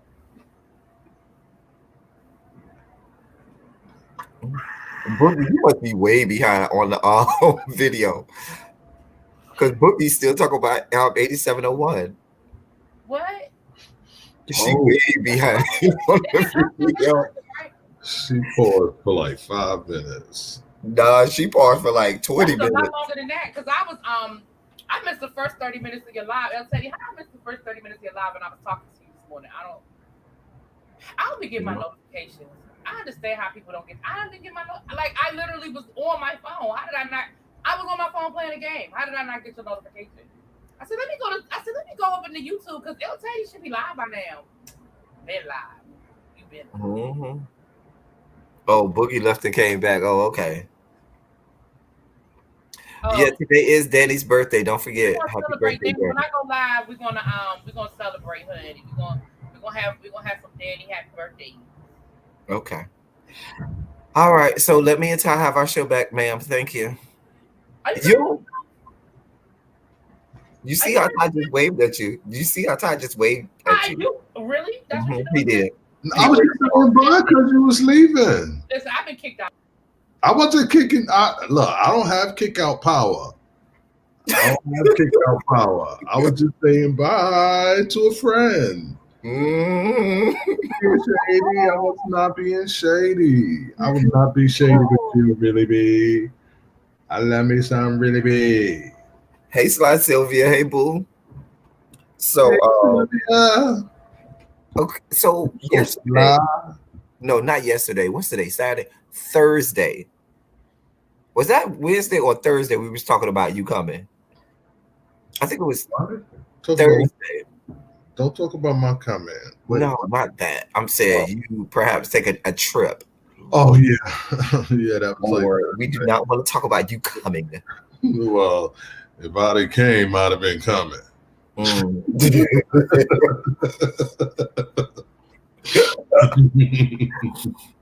Anyway, what was that? Thursday? Yeah, You yeah, talking about? yeah. So me and Ty were on the phone Thursday. Ty was saying I saw a last minute flight. I might could book a flight because it's Gay Pride in Atlanta this weekend. Ty said I might could come. I said, he says, you going out with the girls this weekend? I said, no. He said, why? I said, because these girls like to fight. I'm not here for none of the fights. And carrying on, these young gays don't know how to party and not fight. And I feel I know how to navigate and And read. he kept saying, wow, I know. I'll be on the outskirts of where like all the young rowdy ones are. And I tried to tell him. Watch it from a distance. But baby. Girl, listen, they started that same night that me and Ty was talking. The videos started surfacing on Twitter and Instagram and Facebook and stuff. I tried to tell him, these girls, the girls nowadays are different from. Now, I'm not saying we ain't fight and carry on back in the day when we used to frequent a lot of prides and stuff. I didn't. Me and my friends didn't. But it would happen every now and again. You know what I'm saying? I mean, I would see them, but yeah, you would see them. But like Ty said, you would see them. They'd be over there, have their little skirmish. Security would get them out, and we keep it moving, and we keep over here. Now, these girls have all-out brawls where the entirety of the club is in a brawl. Everybody fighting. These girls out here windmilling for the dog. Everybody in the club getting okay. And so these young girls, I'm like, y'all don't know how to party without fighting and carrying on. Child. It ain't just the parking lot, youngrich.skinny.org. They be in the parking lot carrying on. They be on the floor of the club carrying on. They be over on the balcony part of the club a mess. I've never been in a club fight. I've never really even been in a club argument. And you want to see the video, child? Let me put up one of the videos that Ty sent me that he saw. And Ty was like, mm-mm. And whenever I hung out, I was always by myself. So I wasn't worried about somebody in my crew getting into some shit as long as I knew how to conduct and where to be. And, I wasn't with the shits. But I just never had to deal with that. I would always see shit going on and stuff like that, but I'm like, I see y'all. But oh my gosh. And I used to hang with somebody who, when we went out, I was like, okay,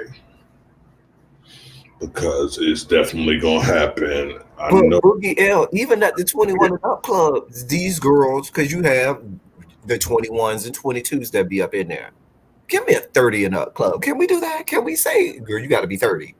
35. Shit. Okay, because these girls be doing way too much. And I don't want to sound like the old guy. You are, though. Bitch, I ain't old as you. You are old, though. I'm sure people call you Mister. Miss Wit, they probably was. They probably was right in the middle of it. Child. Excuse me, Mister. The first time I heard that, I was like, excuse me, mister. These girls, what I don't understand is, So the video while I refresh because it's 6:00 where MVN is, so I could drink. You're right. You are very right. But no, what I was saying was I don't understand why these girls can't go out there party, shake it up, find you a date, go home, get busted down, go to bed, smoke one, drink one, get up and do it all the next day.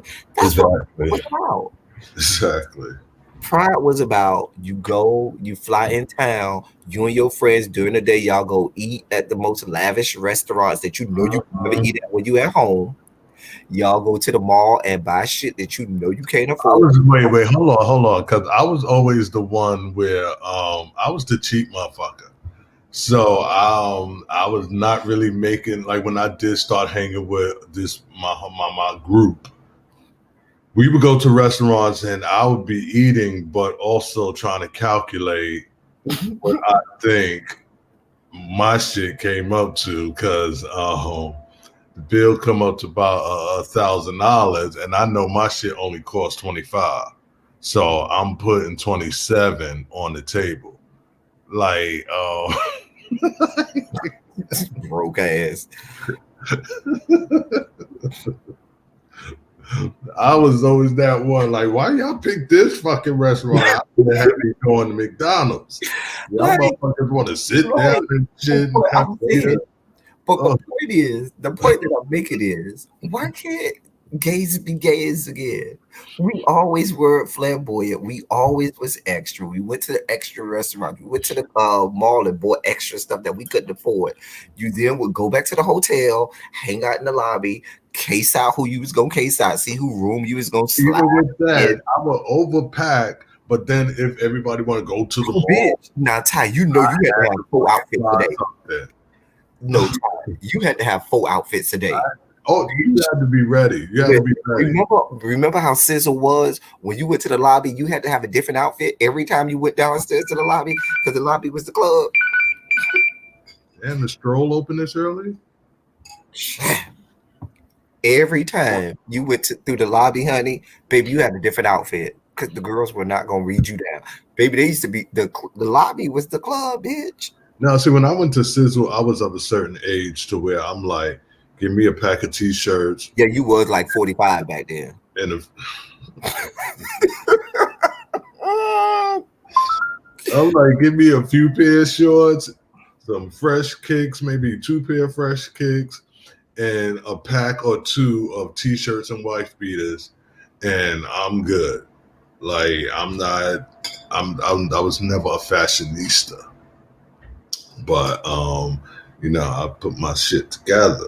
But I wasn't that type of gay where I know chartreuse goes with lavender and it's the perfect marriage and all that shit. I'm like, I was never that type of gay. I don't like shopping.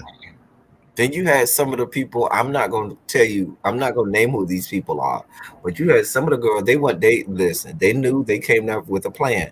They weren't here for the club. They were said to go to the big sex parties and go get bust down. They were here for that. You had those girls. Not when I was hanging with my crew. No, that I didn't even. Yeah. I'm saying at Pride. I'm talking about when you go off to Pride, especially if you out of town. And when you go to out of town Pride, the goal, first of all, the first rule of Pride is you only go with your friends. Do not take your significant other to nobody's Pride. No, ma'am. You don't even let your friends take their significant others. No, God. And what happens at Pride stays at Pride. Bring it him. Girl. Why you bring it? We ain't doing that. Because, girl, you need to be able to do what you do and keep it the fuck moving. I've never traveled to I've never been to any other Pride other than New York. I've been to this. You came to Sizzle. That was a Pride? Mm-hmm. Oh. Well, it wasn't a Pride in the sense of a parade type of thing. I wasn't there for that. I had one entanglement, and this motherfucker was crazy, and he left his hat in the room, and he was calling me to get his hat, and I took that shit and put it on the outside knob and closed the door back. Was the sex that bad? I forgot what it was. It was something. I forgot what it was. But Taya, girl, you don't even want. Well, and I wanted to. Those are for after dog. Those are after dog stories. Child.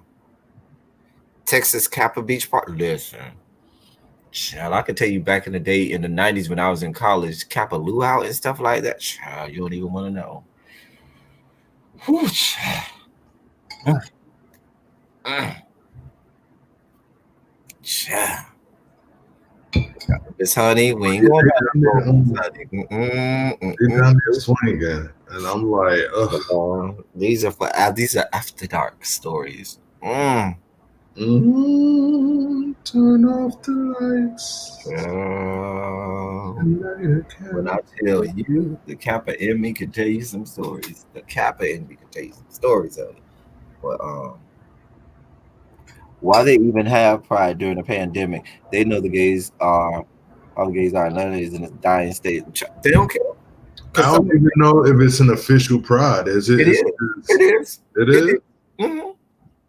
Mm-hmm. Because you know the Labor Day parade has been canceled. But I'm so eager. But no. But see, Ty, you're equating prides with like parades and stuff like that, like they have during Pride Month in New York.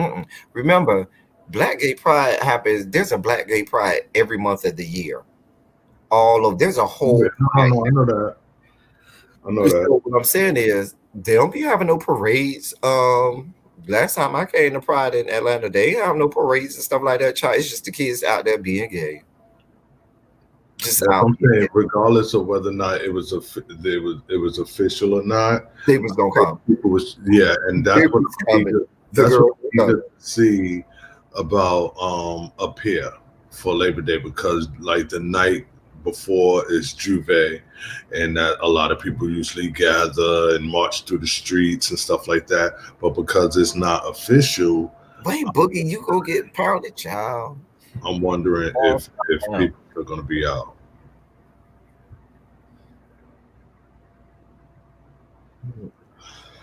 But yeah, yeah. You know, the hood part of me would love to be like, oh yeah, oh they fighting, yada yada yada. But like, who got time for that shit? Them girls are out there like be out there. You out there at the fucking club drinking and chilling and all that shit with your homies, and then like literally the next fucking step, you could be in jail for life or in jail facing life, because the way motherfuckers be out there swinging and fighting with no fucking regard. That you Boogie L, go ahead and get bust down, honey, because you know, like they could literally kill people out there. And I would hate to have a fucking night at the club turn into a fucking murder trial. Listen, these girls be out there like battle cats, okay? Battle cat. Call them Chitara, okay? Running motherfuckers over with cars. Motherfuckers got tasers in that video you had. Did you show it? I was running my mouth. I said I put the link. Oh. Out there with tasers and blades and all that shit. Like I would have listen, the girls come out there ready. Like I wouldn't get, I'm sure I couldn't get on the plane with this. This is my buddy, which I very rarely even take it out the house, but I couldn't get on a plane. But I'm sure when I got to Atlanta, I would probably be in a Dwayne Reed or something looking for me. Because I need to get somebody off of me. I need you to see blood is spewing from your orifice, and I need you to step back and think twice about running up again. You and your homies. And of course, wait, no, look what Young Rich, but you're lying, Young Rich skated out. You're not lying. You're not lying. That is so true, child. They wear child. No lies are told there. No lies. How many people in this one? And this live, I know your live goes out to thousands. Child. I'm not gonna get into no stories. Child. We ain't gonna even go. That's an after. That's all I'm gonna say. If COVID wanted me, it would have had me. Okay. Child. Who is that? I got this from, I feel like a spokesmodel. I got this from eBay. It's called a Lysol tumbler, or Lysol tumbler Yeah, some shit like that. I thought fighting was gay for foreplay. Child, But yo, it was like I think it was like 35. child. No, these girls look for a fight, child. You know, back in my day, it used to be the lesbians that was always fighting like that, child. Yeah, yeah, I go to the club with lesbians. And those girls love to fight. You knew, baby. You look at yes, the woman. You look at their girlfriend, and baby, baby, they is out here. The yeah. gays, we used to look at the lesbians like, girl, y'all fight too much. We can't party with y'all. But now it is spilled over into the gays now. Now you be like, girl, y'all Well, fight too in much. Atlanta, You in are. Atlanta, because I don't see it like that everywhere and anywhere else.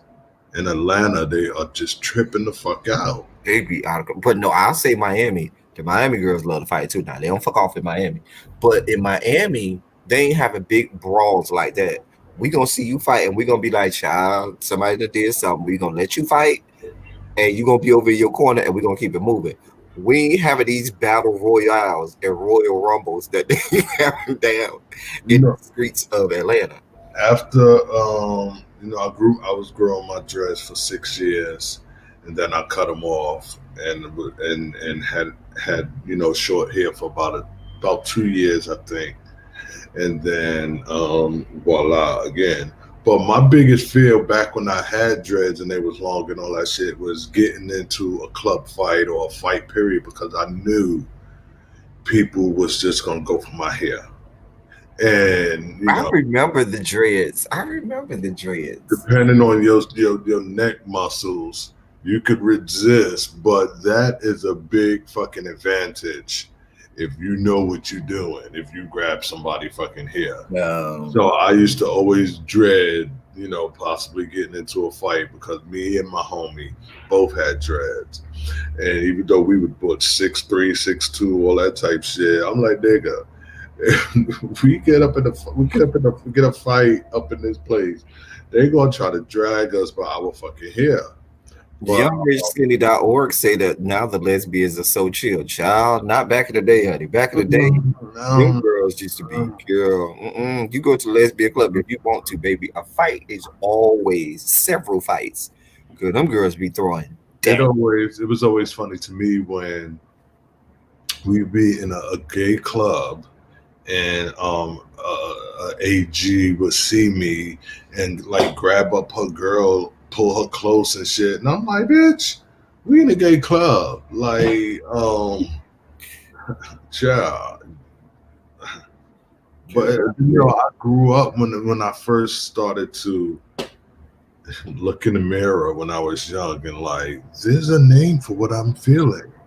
Like, I started hanging with my homegirl who she was an aggressive. Back then, it was okay to say dyke, but she was an We aggressive. don't say those terms I anymore. said back then, just like back then, it was okay to say tranny. I was watching this show, Sidebar. You have to keep me focused. But I was watching this show on Netflix about them doing restorations on cars, and so they're always talking about transmissions. So, but of course they abbreviated it, and the guy's just always talking about this tranny. He's like, we got to get a tranny for this, and yeah, I got to pick up this tranny, and the tranny is not fixing it. So it's just so funny to listen to the show and how you keep on throwing that. Wait, Tiana, you said is how is the peen at Pride? Is it worth going through the fighting argument? First of all, I ain't nobody's peen worth me fighting and carrying on for. Okay, I'm not fighting and carrying on. Now, if you just want to know how it is, we're talking about Black gay pride. There is peen. We ain't talk about white gay pride. We talk about Black gay pride. There is more peen than a little bit. Big peen. Black men are People are coming size. from everywhere. They come from They everywhere. come I from haven't been everywhere. to Atlanta in over 20 years, but I know that they They migrate. come from across the fruited plains, honey. March of the When I tell you, It's March of the Penguins, because okay, they converge. and they make no bones about showing you what they got, baby. Baby, they're serving it to you on a platter. They are here for it. Oh, you gonna get a whole? Oh, God, you gonna get a handkerchief? So mad I didn't get a flight. Mm. Don't worry. I would have got down there and been like, "Oh, you from New York? Oh, you from New York? Oh, you from New York? Oh, you from New York? Oh." It'd have been a fucking New York reunion. You would have been mad. No, because I'm like, you ain't never holler in the hometown, but we away now. Get at me on foreign land. Shouts out to Nappy Child, who is doing a phenomenal job modding. Child, she done put up the links for y'all and all. Shouts out to my mom. Yes, Nappy. Child, I'm the worst mod, I swear. You are. And he was the first mod. Ty was the first mod on this channel. I'm only here to kick people out. Always did a mod for Miss Sophia. Always right in the place. But I'm only there to kick people out. I can't be quick with the links and the ads and I'm like, I'm only there to kick people out. Wait, young rich skinny, you say you thought he drilled a dark tunnel in you? You were shocked that you was still attacked. I'm not doing this with you, young rich skinny dog. See, my thing, and I mean no disrespect to anybody of any, nation, despite your nation of origin, but my thing with Caribbean men is that they're clingy. They're clingy. Like you have a good 2-3 conversations, and motherfucker might show up at your door, talk about y'all in a relationship. I don't know if I should say, but I used to date this Haitian or talk to this Haitian. I love me a good piece of Haitian pain. Well, he wasn't giving me pain, first of all. He wasn't giving me pain, but oh my gosh. And it's crazy how one bad apple can spoil every fucking thing. Are you gonna finish this story, sir? Or no, because no. Okay, well, we're moving on. Yeah.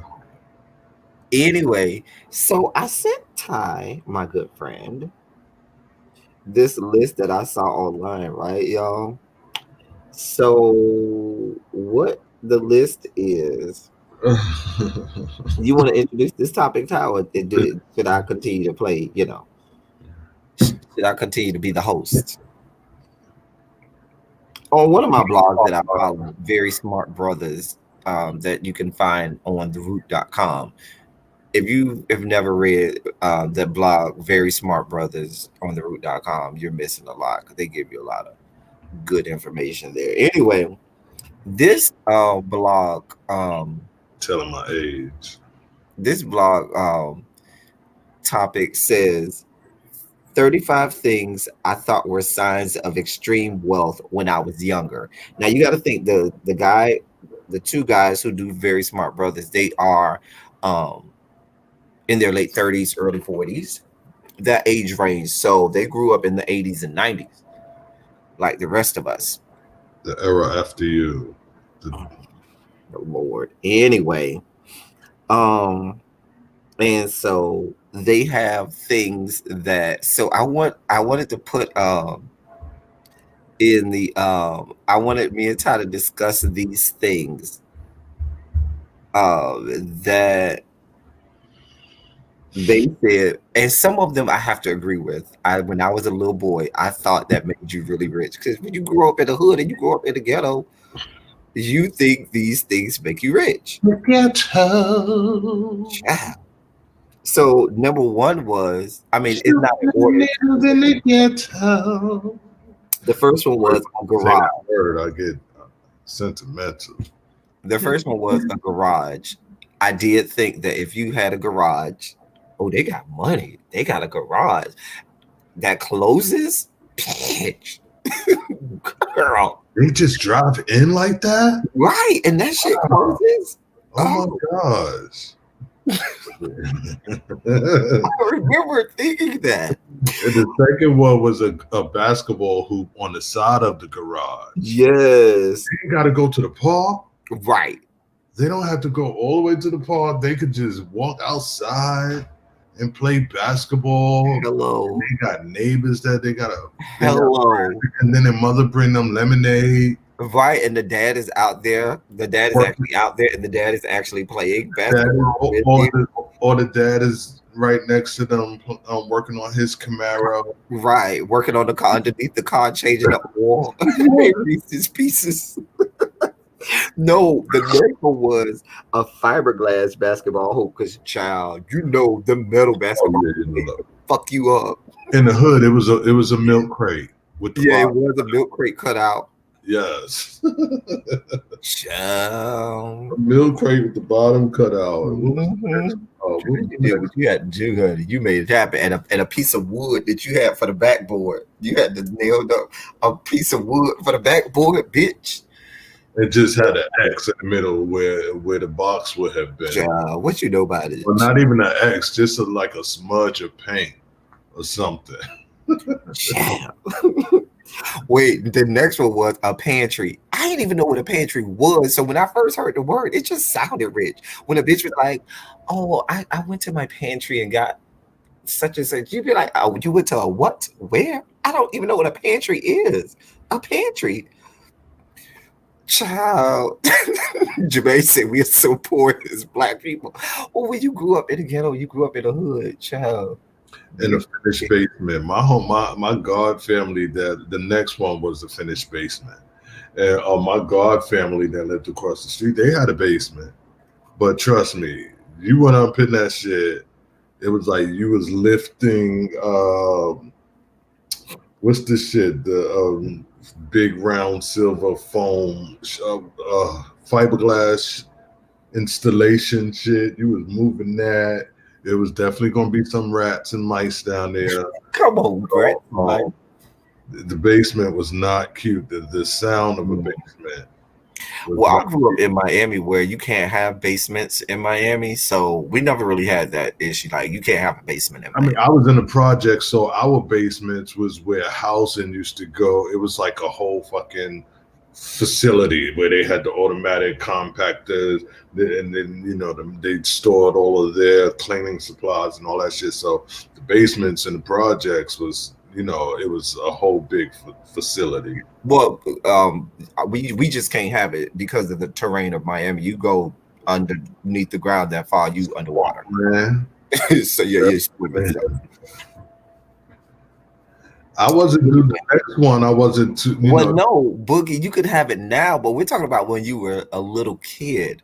You thought these things. What was the next one? Oh, a family with 2 cars. Yeah. Please. Well, my grandfather had a car, but 2 cars. No, not just having a car. You got 2 cars in the house.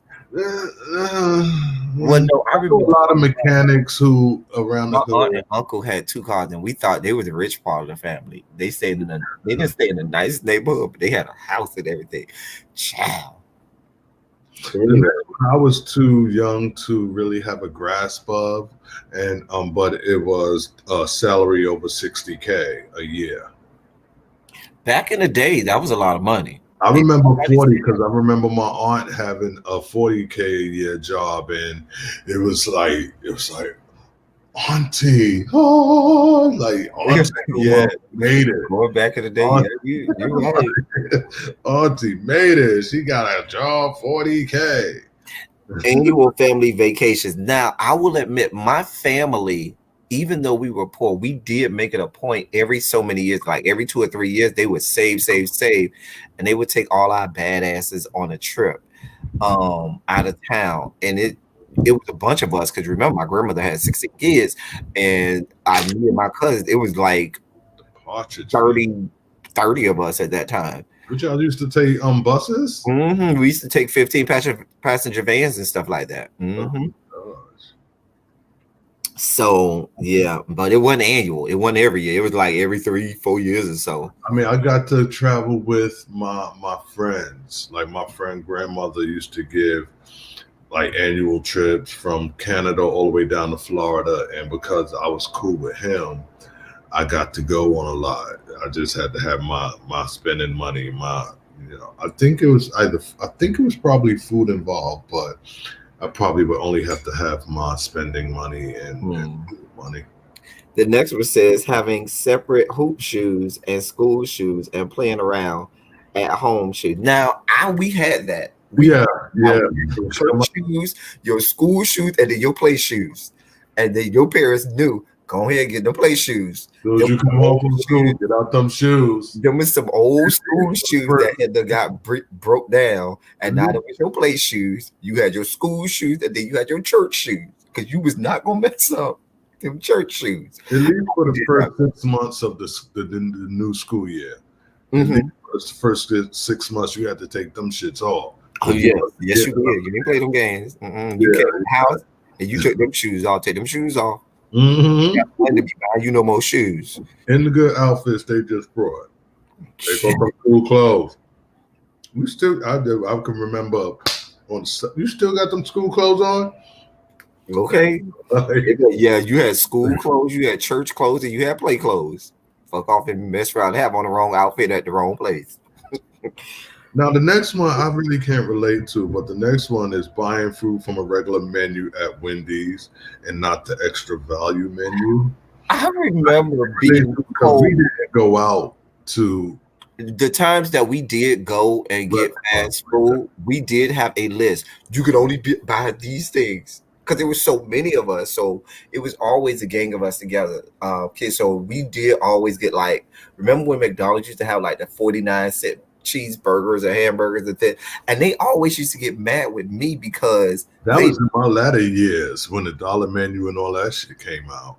Now I'm gonna tell you why they used to get mad with me, because I always, even as a child, I had a very bougie palate. I don't eat condiments, so they would go to the restaurant or the fast food and they would just want to buy all in bulk, and I would say, can you tell them to make one plain for me because I don't eat ketchup? And they were like, you just not gonna eat. And I didn't eat a lot of times because I wasn't gonna eat it with all that stuff on there, and I had to starve a lot of times. You'll take a 9-inch cup covered with condom.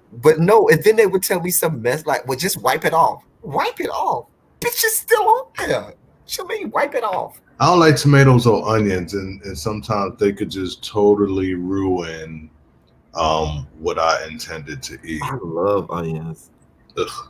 I love the flavor. They do add flavor, but like a sliced onion, like raw red onions, I could deal with, but because red onions are sweeter. But number 11 must be an up north thing. The next one, having a porch, because down south everybody has a porch. Even in the hood, even in the ghetto, you got porches down here. You do have a porch. Even in the hood, you do have a porch. So, and maybe that's an up north thing because a lot of people stay, even like in the projects. I remember they still had like kind of a porch where the balcony was or whatever.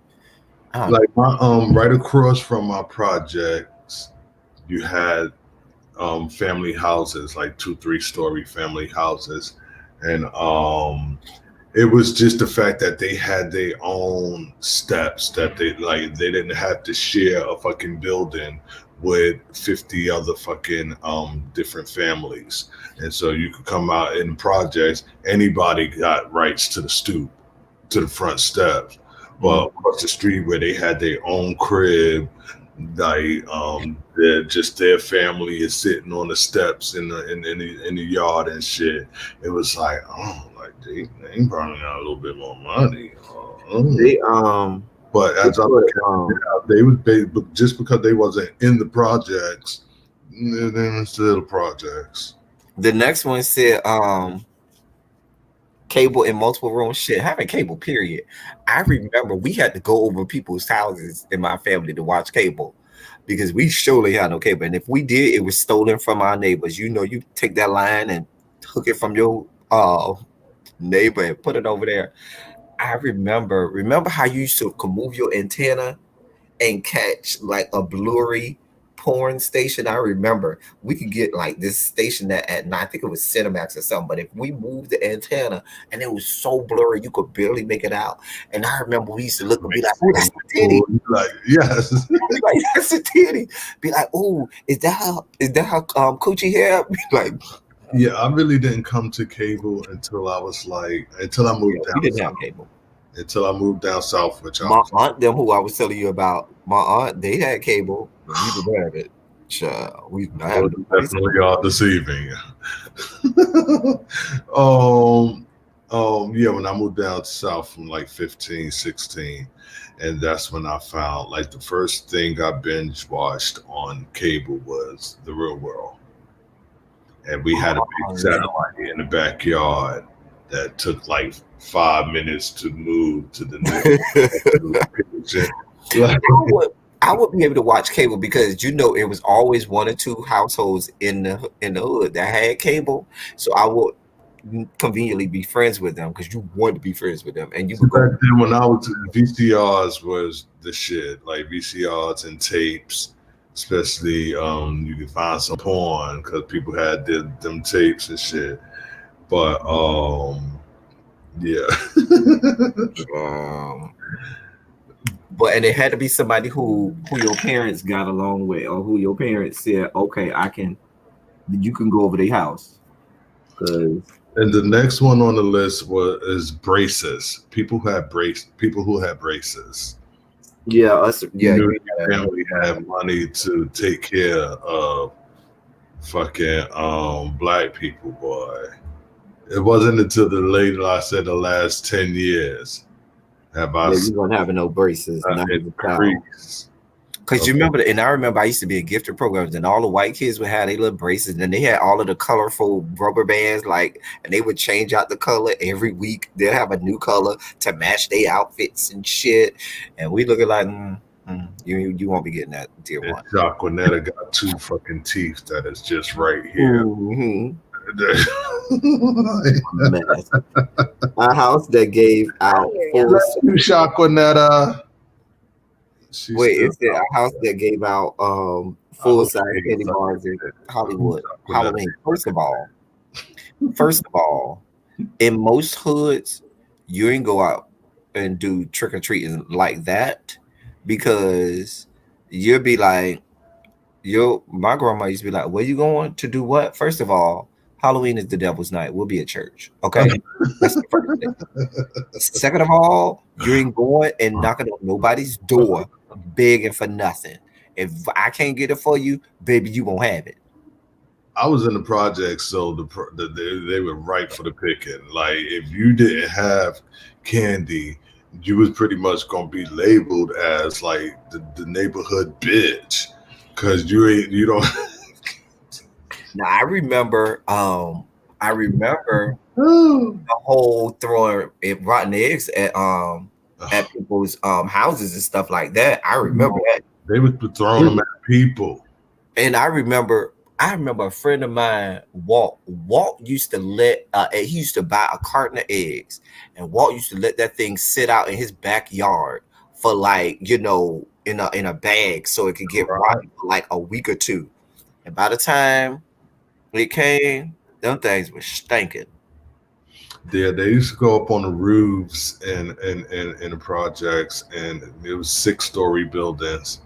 And it was like every different building had like their fort leaders who was up on the roof. Acorn Essential. Throwing eggs. Yeah, you ain't get no full-size, but full-size candy? Baby, you get a full-size Snicker cost like 50 cents back then. No. They were 50 cents. Well, yeah, they were. The full-size Snicker was like 50 cents. Yeah. Yes, you weren't spending on one. Man, you take the whole 50 cents Snicker. Back, 60s, late 60s. Damn. The next one says eating shrimp. Yeah, not that we didn't eat shrimp, but when you ate shrimp back in the day, you knew you was having a good meal. You were like, oh, bitch, we eat shrimp tonight. Oh, yes. I ain't gonna lie. Shrimp was a delicacy. That was we eating nice tonight. a house with 2 bathrooms with showers. God, I can't tell you how much I hated sharing a bathroom, having one bathroom in the house. Oh, because when you got brothers and sisters and you got to sit there and wait, and you always have that one sibling that want to take 5 years in the bathroom, you be like, if you don't get your ass out the bathroom, oh, it's easy to get Come on. on now, I gotta go. God, and they will purposely stay there knowing you got to go to the bathroom. Knowing you got to go to the bathroom. And I remember I did that to my brother one time. I His grew up ass, with nothing tell but you what happened. sisters. His ass did that to me one day. And one time he had diarrhea. And I remember he said, y'all, I got the bubble guts. I'm gonna be going in. And I said, oh, I'm gonna get your ass tonight. And baby, I went to the bathroom. I ain't gonna tell y'all what I was doing in the bathroom that took me so long. Anyway, and he came banging on the door. Boom, boom, boom, boom, boom, boom, boom. I said, I'm in here. Sorry, I don't know what to tell you. Gosh. Let me in, let me in. I gotta go. It's coming, it's coming. Well, boo, I don't know what to tell you. I promise you, all I know is I heard the front door close. I think that motherfucker went outside and peed. I mean, and shitted in the goddamn yard. I'm telling you, I promise he would On the probably side of the house. and started shitting in the backyard. Because when you know the big D, meaning diarrhea, is the great equalizer. It has Sure. no respect of person. I don't care how big you are. Biggest thug into a baby. I don't care. That is the great equalizer. Okay, the big I've D. seen some thugs where it's like, It will bow you down, honey. Listen, let me tell you. right, son, son, I yo, don't care how hard you is, baby, and when it's coming, it will run down your leg. Play around, talk about, oh, I ain't going. Okay, ugh, I now, okay. remember. Oh, child. Let me just next topic.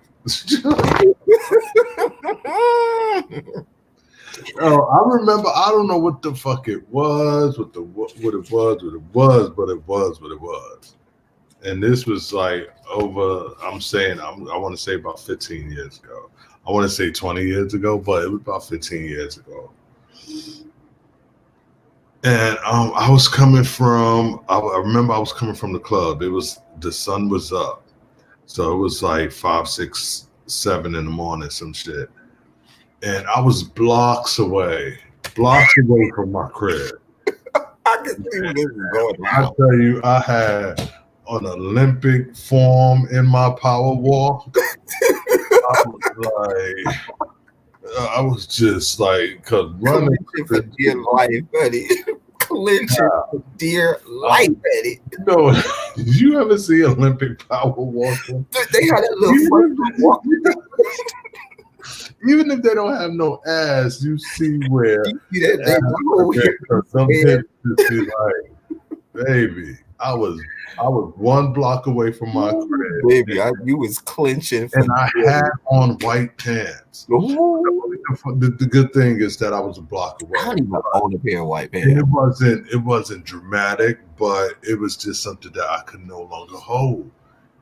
And I was just like what's wrong with me? I can't even hold. But I was get mudded out. Ain't no telling what I had did while I was coming in at 7 in the morning. Exactly. I do remember, somebody had done, mudded you out. Well, shit, if it was a good night, hopefully. A mess. Just a damn mess. Don't judge me, Nappy. Oh, you've been thoroughly adjudicated. The next one, I still think to this day. It's y'all fault for getting me that I'm drinking and it's only 12 in the fucking afternoon. A mess. The next one says one of those refrigerators that dispense water. It's one thing for your refrigerator to do ice, but if it does the water, yeah, you is kind of rich. That is kind of bougie and rich. And then you have the ones that do the cubed or crushed ice plus the water.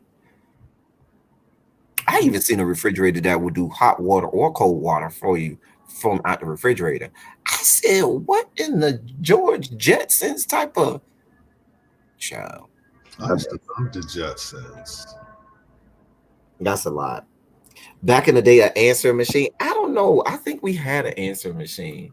Yeah, that's what I was gonna say. I don't really relate to that because Yeah, it I think we had came to a point where it was just a part of the fucking phone or the part of the lawn furniture. Did we have lawn furniture? No, we ain't had no lawn furniture. We but did you have got a lawn. porch furniture. We did have furniture on the porch. We ain't had no lawn furniture. No, a Yeah. desktop computer. Yeah, you ain't had no computer in your house. Not in your house. A computer in your house? No, ma'am. No, God. Mm-mm. That was some white people shit. That was some rich ass white people shit. Mm-mm. The next one was being somewhere where they required valet. Like whenever you see somebody toss their keys, I'm like, oh, he got money. Right. Right. It's like When you they just bring go you get the them the car keys in back, your they car. automatically tipping. Shit, I used to think tipping. Exactly. was Oh, a you sign tipping? right. That motherfucker just gave him a 20. Right. Like it's okay. Like that. Just slid him a 20. I was like, oh. A disc man. Nah, I always kept me a disc man, a Walkman. I did keep me. I used to save up and buy me a disc man. So I ain't gonna lie. Kids nowadays have no idea what the disc man is. You got to, you be of a certain age know what the disc man is. But I did keep me one. The next one says a TV room with, a living room with no. Yeah, because remember, a lot of times you only have one TV in the house, and where was that TV? It was in the goddamn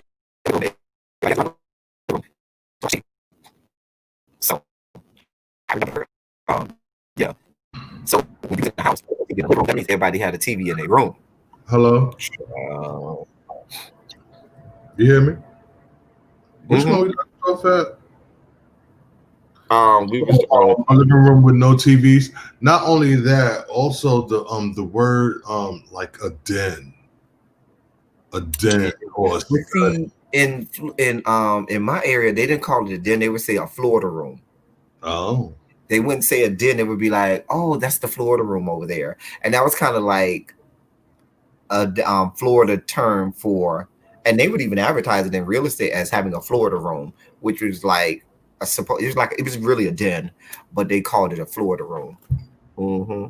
yeah. Whenever I heard the den, I was like, oh, they got. We skipped the one that said a black girl who only has white friends. Yeah, that's kind of true. Mm-hmm. Mm-hmm. She did La Chiquante don't have only white friends. La Chiquante. Oreo. Okay. You did used to call him an Oreo back in the day. She Being Asian Americans were thought to be rich back in the day. Credit card, I don't know about the credit cards part. I mean, none of my people had credit cards, but still. This one is the highlight of them all. And it's conveniently number 27. But 27, if you agree. Gray poupon. If a bitch had gray poupon in a cabinet, oh bitch, you rich. You know them. Remember how they used to have the fancy gray poupon commercials, bitch? With the fucking Bentley Cadillacs pulling up side by Mm-hmm. side. Excuse me, sir. Do you have any great home? No, I don't mean the front room. Now, Ricky Ricardo, they used to call the living room the front room. Yeah, the living room was The living room was the front room, but then the den was called the Florida room back in the day. It was a separate room from the front room or the living room. yeah, it was just a separate And it was usually in the back of the house. or in the middle. Yeah, but Grey Poupon was like, oh, only rich people do that. Until I start seeing that shit in the store, and you could get it with food stamps. Like, motherfuckers ain't rich. Motherfuckers ain't. I don't know where that came from. So. I don't know where it came from. What healthy grandparents? I don't know. My grandparents were healthy. They raised me, so right. I was going to say my grandfather was raising us. My grandfather always he was in the military, but too. He used to work out, and he always used to say, "If you take care of your body will take care of you." My grandfather was an old pimp. I swear, he was so smooth. like my sisters, like I'm so like him in a lot of ways because Except for the ways in which you have sex, maybe. my mother had 10 kids. She has 6 girls, 4 boys. But it's a girl, then me, then a girl, then a girl, then a girl, then a girl, then a girl, then a boy, then a boy, then a girl. Like, so I was just raised around a lot of girls. And they was just so loud. And my grandfather was like, you ain't gotta let everybody know your business. What goes on in here should stay in here. You gotta lower your voice. Lower your voice. And so I find myself now with my sisters where my sister could be like, I don't give a fuck. No motherfuckers know. And I'd be like, girl, I was walking up the block and I heard y'all. Like, and they one of my mother's friends once made the comment, was like, I was like, y'all gotta be so loud. And he was like, what's wrong with you, man? You got a block complex? So my sisters took that and sort of that became my thing. Like, you got a block complex? And I'm like, no, just the whole fucking block don't have to hear about your snatch. What? Wait, why we talk about snatch?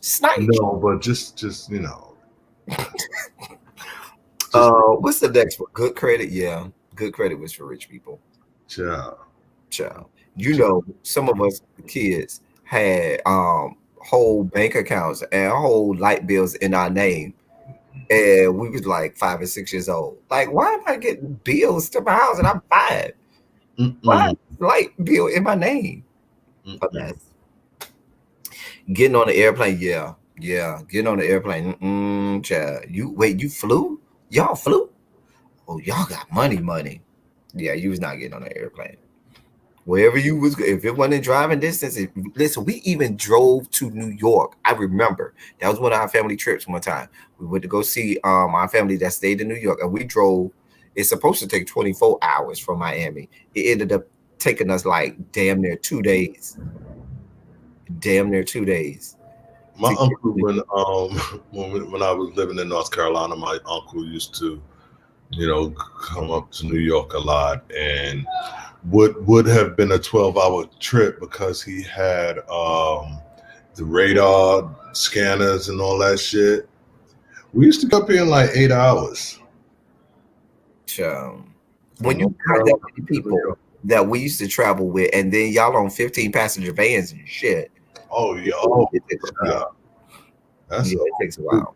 That is a movie. Yeah, living in the suburbs. Yeah, you had money if you lived in the suburbs. Yeah, you did have money if you lived in the suburbs.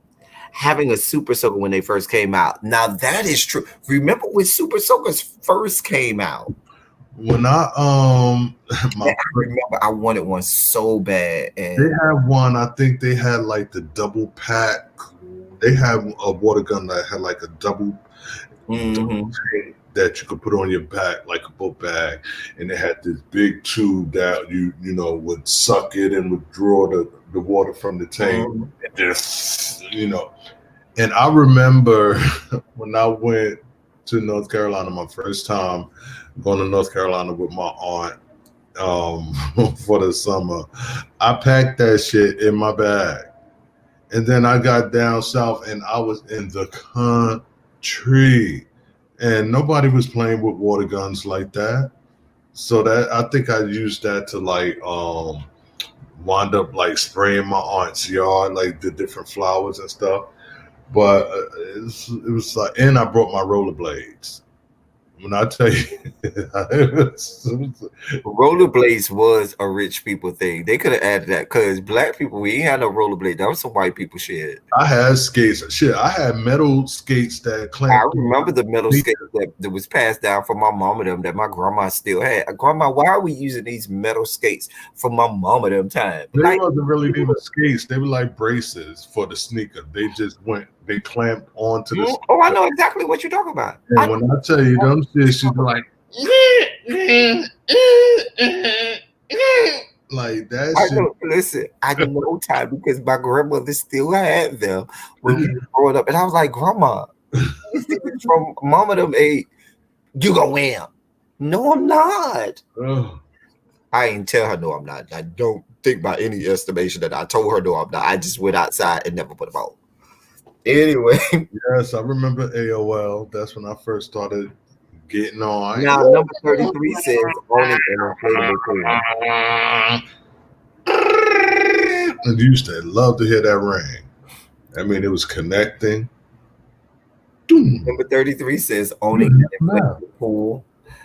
I don't know about that one. You definitely ain't have no in-ground pool. Oh, hell no. Well, in my hood in Brooklyn and stuff like that, and people really didn't have pools, so it was all about can I go to the You pool? had you. That's what we did. We went to the pool. Like, Right, Ma, can I go to the pool?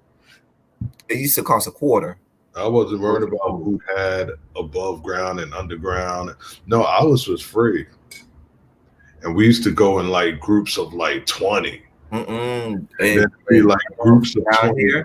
It cost to go to the pool. The public pool, like we had a bunch of public pools, but it cost like it wasn't a lot. It was like a quarter or something like that. It wasn't a lot, but I remember going. The best.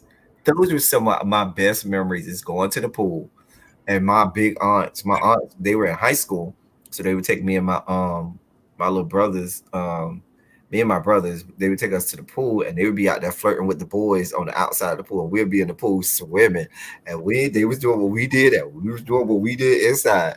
We used to have so much fun. The only requirements I think there were to get in the pool was either you had to have a swimming cap, a lock, and a towel. You did have to bring your own towel in trunks, but they would give us the little lock, the little thing with the lock, the little key, and you would put it around your ankle or put it around your wrist. It had a little elastic on it. The key was attached to it, and you could wear it around your arm. I think that could have been the quarter. They gave you the lock for your locker. But I remember going to the pool is how we were able to listen to a lot of music back then in the 80s and 90s. My grandmother did not allow secular music in her house. So the only time we were able to listen to it is when she was turning that heathen music. Right. It is either when she was not home or when we were going places like to the pool and stuff like that. And we used to be bumping to some music. My aunt used to get mad at us and slap us in the mouth if we missed a word. Like if you missed a word or a run or something like that in one of her songs, baby, my aunt will punch you in the mouth real fast. Bam! Don't mess up my song. This ain't your song. You ain't singing. You ain't on the album. So what you were saying is you was abused. I was. Quite so. I'm gonna need you lay on that couch and tell me everything. Start from the beginning. No, we're not doing that. Show me on show me on the doll where he touched you. Bringing Valentine's Day cards and candy to school for everyone and not just your friends. First of all, I ain't bringing for my friends, much less everyone. Like what? It was a cute thing. Like if you like this girl, you might have brought her one, but that was about it. Yeah, because then it became a competition between your homeboys who can prove they had a girl like that. Mm-hmm. You bring your little flowers and balloons. Yeah, you bring your girl, but I ain't bringing it for nobody else. Child. I had girlfriends, but I wasn't the gift giver. I ain't loving my piece. Child. Loving my piece. And 35 says virginity. I don't know. Skate ring was the thing, but the most of the time, I went to the skating ring. It was a church affair, so they used to call it gospel on skates because that was the less ratchet of nights, and I was young, so we wasn't getting permission to go on regular nights where the thugs. We did go to the skating ring. I love the skate.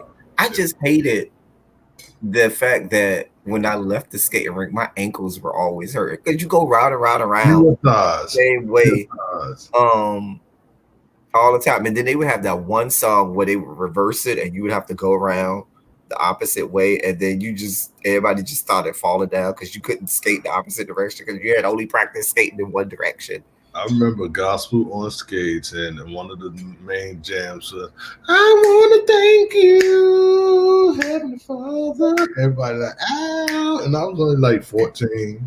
I don't know that song from 1972. Mm-mm.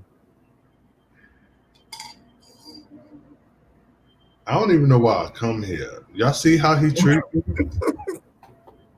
Y'all see how he treat me? I don't even know why I come here. Child. I'm just a glutton for punishment. I remember the first time I saw somebody actually get their dick sucked was at the skating rink. I remember I was a little boy, and I went inside the bath. We was in the boys' bathroom too, and I said, "I'm going in the handicap stall." Baby, I opened that handicap stall. They must have forgot to lock the door. Mama, girl, I must have been about 7 or 8. This girl was going to town Oh. on this boy. They was getting it together, and they quickly pushed the door. And I was kind of intrigued. I was like, "Oh, No, the first time I seen somebody have sex, I was in the fifth grade, and fifth grade, and I remember it was three of us. We had got in trouble, and we had to stay. We for lunchtime we couldn't go and be outside and stuff like that for lunch. We had to bring our lunch upstairs and sit in the classroom with the teacher. And so she went back downstairs to pick up the class, and we stayed. She made us stay in the class, the three of us, and the girl was in the back with her shirt, with her dress up like this, and this boy, fifth grade. I remember his name, but of course I'm not gonna give it. This boy pulled out something. Oh, leave it right there. please." Child. I was like, and I start looking at my shit. I'm like, are you even supposed to be in this school, mister? Right. Like, It I was has been in there. like, mister. Like, oh my God, he pulled out this. And then just with no problem, just went up in her, and they would shoot right on the back against the cupboards, and they was hitting it. And he made me be the watch out guy. So I'm watching and peeking that down. But I remember, oh gosh, I remember him pulling that shit out, and it was just a shock because You knew from then you wanted dick, and more dick. I guess I was slow to develop. Child. And I don't know when child, let me shut up. Y'all got me drinking, child. Don't give me these good old topics. I'm saving these stories for my fans only. Child. Miss Witt, I got your message, your DM on Instagram. Child, don't get me back started on this soapbox. Anyway, that was the list.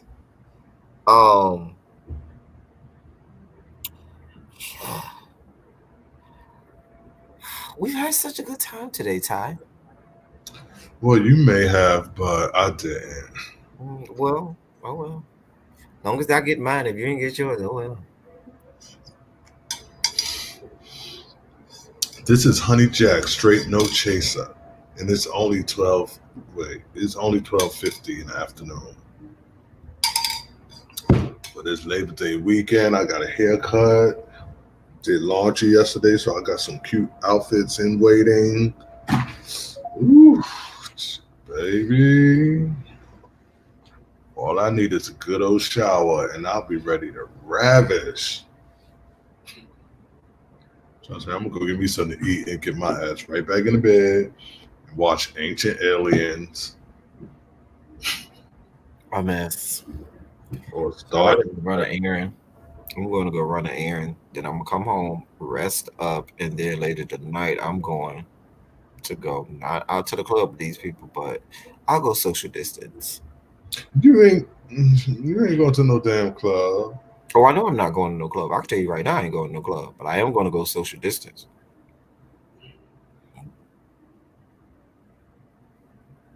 Sure. Anyway, can we get some shondos in the chat before we go? I have had a great time with you all. I'm so glad we had this time together just to have a laugh or sing a song. Wait, what are you watching, sir? Somebody just sent me a I don't know when this is, but somebody showed me. I think this is in New York. Some protesters were rammed by a car, but it was raining, and I don't know when it was last raining here. Probably like 3 or 4 days ago, I'm sure. Oh, that's the one where the police conveniently ushered those "Make America Great Again" people into. Yeah, that's the one where the police helped them into their car before they went and took that car and rammed into Black Lives Matter people. That's what that is. But I try when I see, I try to stay woke and I try to be informed. But when I see people sending me posts and the shit say, "Oh, you must see this," and this is, or I see somebody, the thumbnail of somebody, and they look pissed off and some shit like that, I'm just like, I can't. But see, and I'm not trying to be a part of every the battle. problem is they want us to get to that point where we say I don't want to see this anymore. I can't anymore, and to tune it off so that we can forget about it and so that we can turn a blind eye. That's what they want. That's what they want us to do. I would never. I'm totally aware of the movement, and in whichever way I can contribute, I will. But I don't have to read your posts. Like, I don't have to read, because you tagged me in something or you sent me something.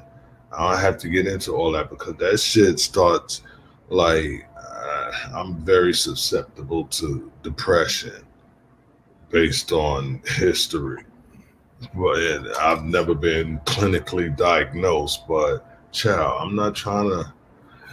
I want to wake up in the afternoon, which it pleases me to do. Don't nobody bring me no bad news, cause I wake up already negative and I'm firing up my fuse. Nobody bring me no bad news. What are we doing?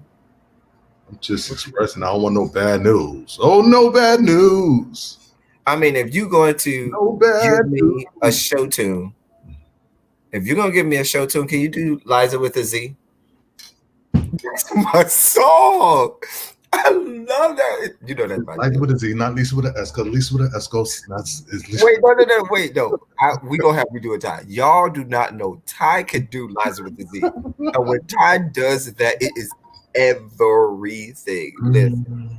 If Ty does that whole thing, because Ty will get all dressed up and have a whole production doing Eliza with the Z. It is everything. That's why I said that. If you're gonna do a show tune, you need to do Eliza with the Z. I mean, you can give them a quick verse. You can give them a quick verse if you want. Not the whole thing yet. They ain't ready for all that yet. Light with a Z. I don't know if that was the name of that whole Broadway show. I think that was just a song off the show. I think it was probably something like Liza on Broadway or some shit like that. But oh gosh, I love Liza. I met her too at work. I try not to fag out, but I was like, I'm such a fan. Still trying to be professional, but I was like, I'm such a fan. So gay. Anyway, you're not gonna give the people a verse, or you gonna save that for later? We'll save it for later. We'll save it. Yeah, let's save it for later. Yeah, y'all don't want to see Ty break out. You don't have to cash at me for me to Oh dear God. These y'all can see for free. But y'all want to hear that good old talent, I'm gonna need a cash app.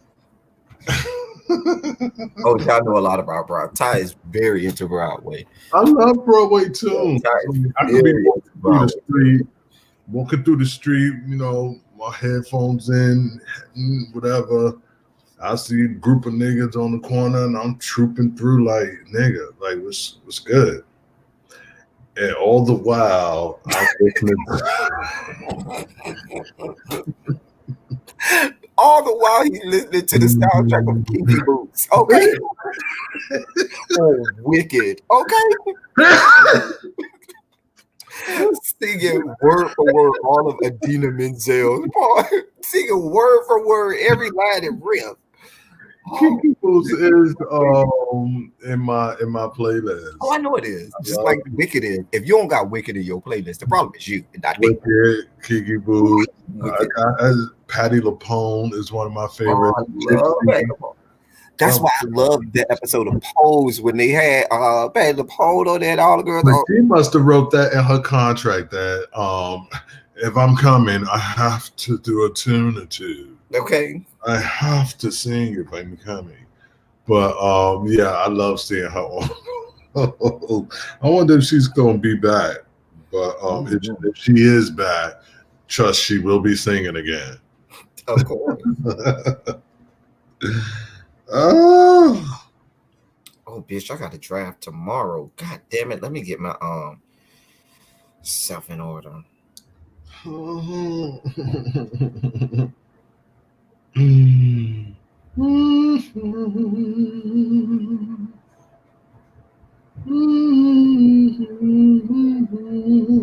we're supposed to be getting off time. We're supposed to be getting off.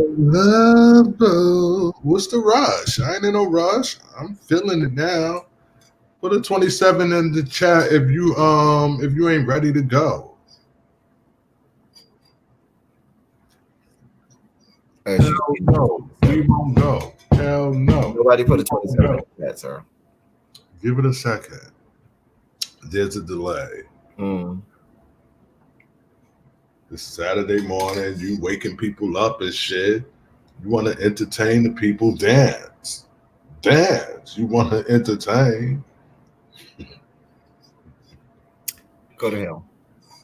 Go directly to hell. You know I don't smoke when I'm on live, so I am waiting for you to say I done ended the broadcast so I can light me a cigarette. A good old cigarette. We're about to let me press the button. Y'all know I love y'all. Thank you so much, everybody who sent a super chat to Todd. Please sit down. Please. Did you look at the 27s coming through? They don't want to leave. Yes. Please sit down, sir. Please sit down. Don't disrespect your fans because these people are paying good money to see you. And if they want you to stay, nigga, you gotta stay. Please sit down. Please sit down. Please sit down. I'm gonna sit down and I have on clothes. So good. Calm down, huh?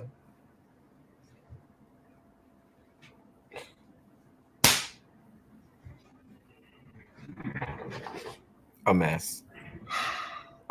Like I can't show my underwear on your live. Oh, as long as it's underwear, I don't give a shit. But sometimes I got on a cute pair. You have flesh-colored underwear. No, don't do that. Don't do that. I have network executives watching this, so don't sully my name. As if it's not already sullied. Hey, Snell.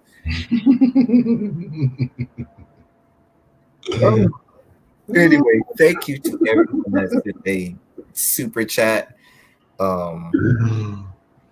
today.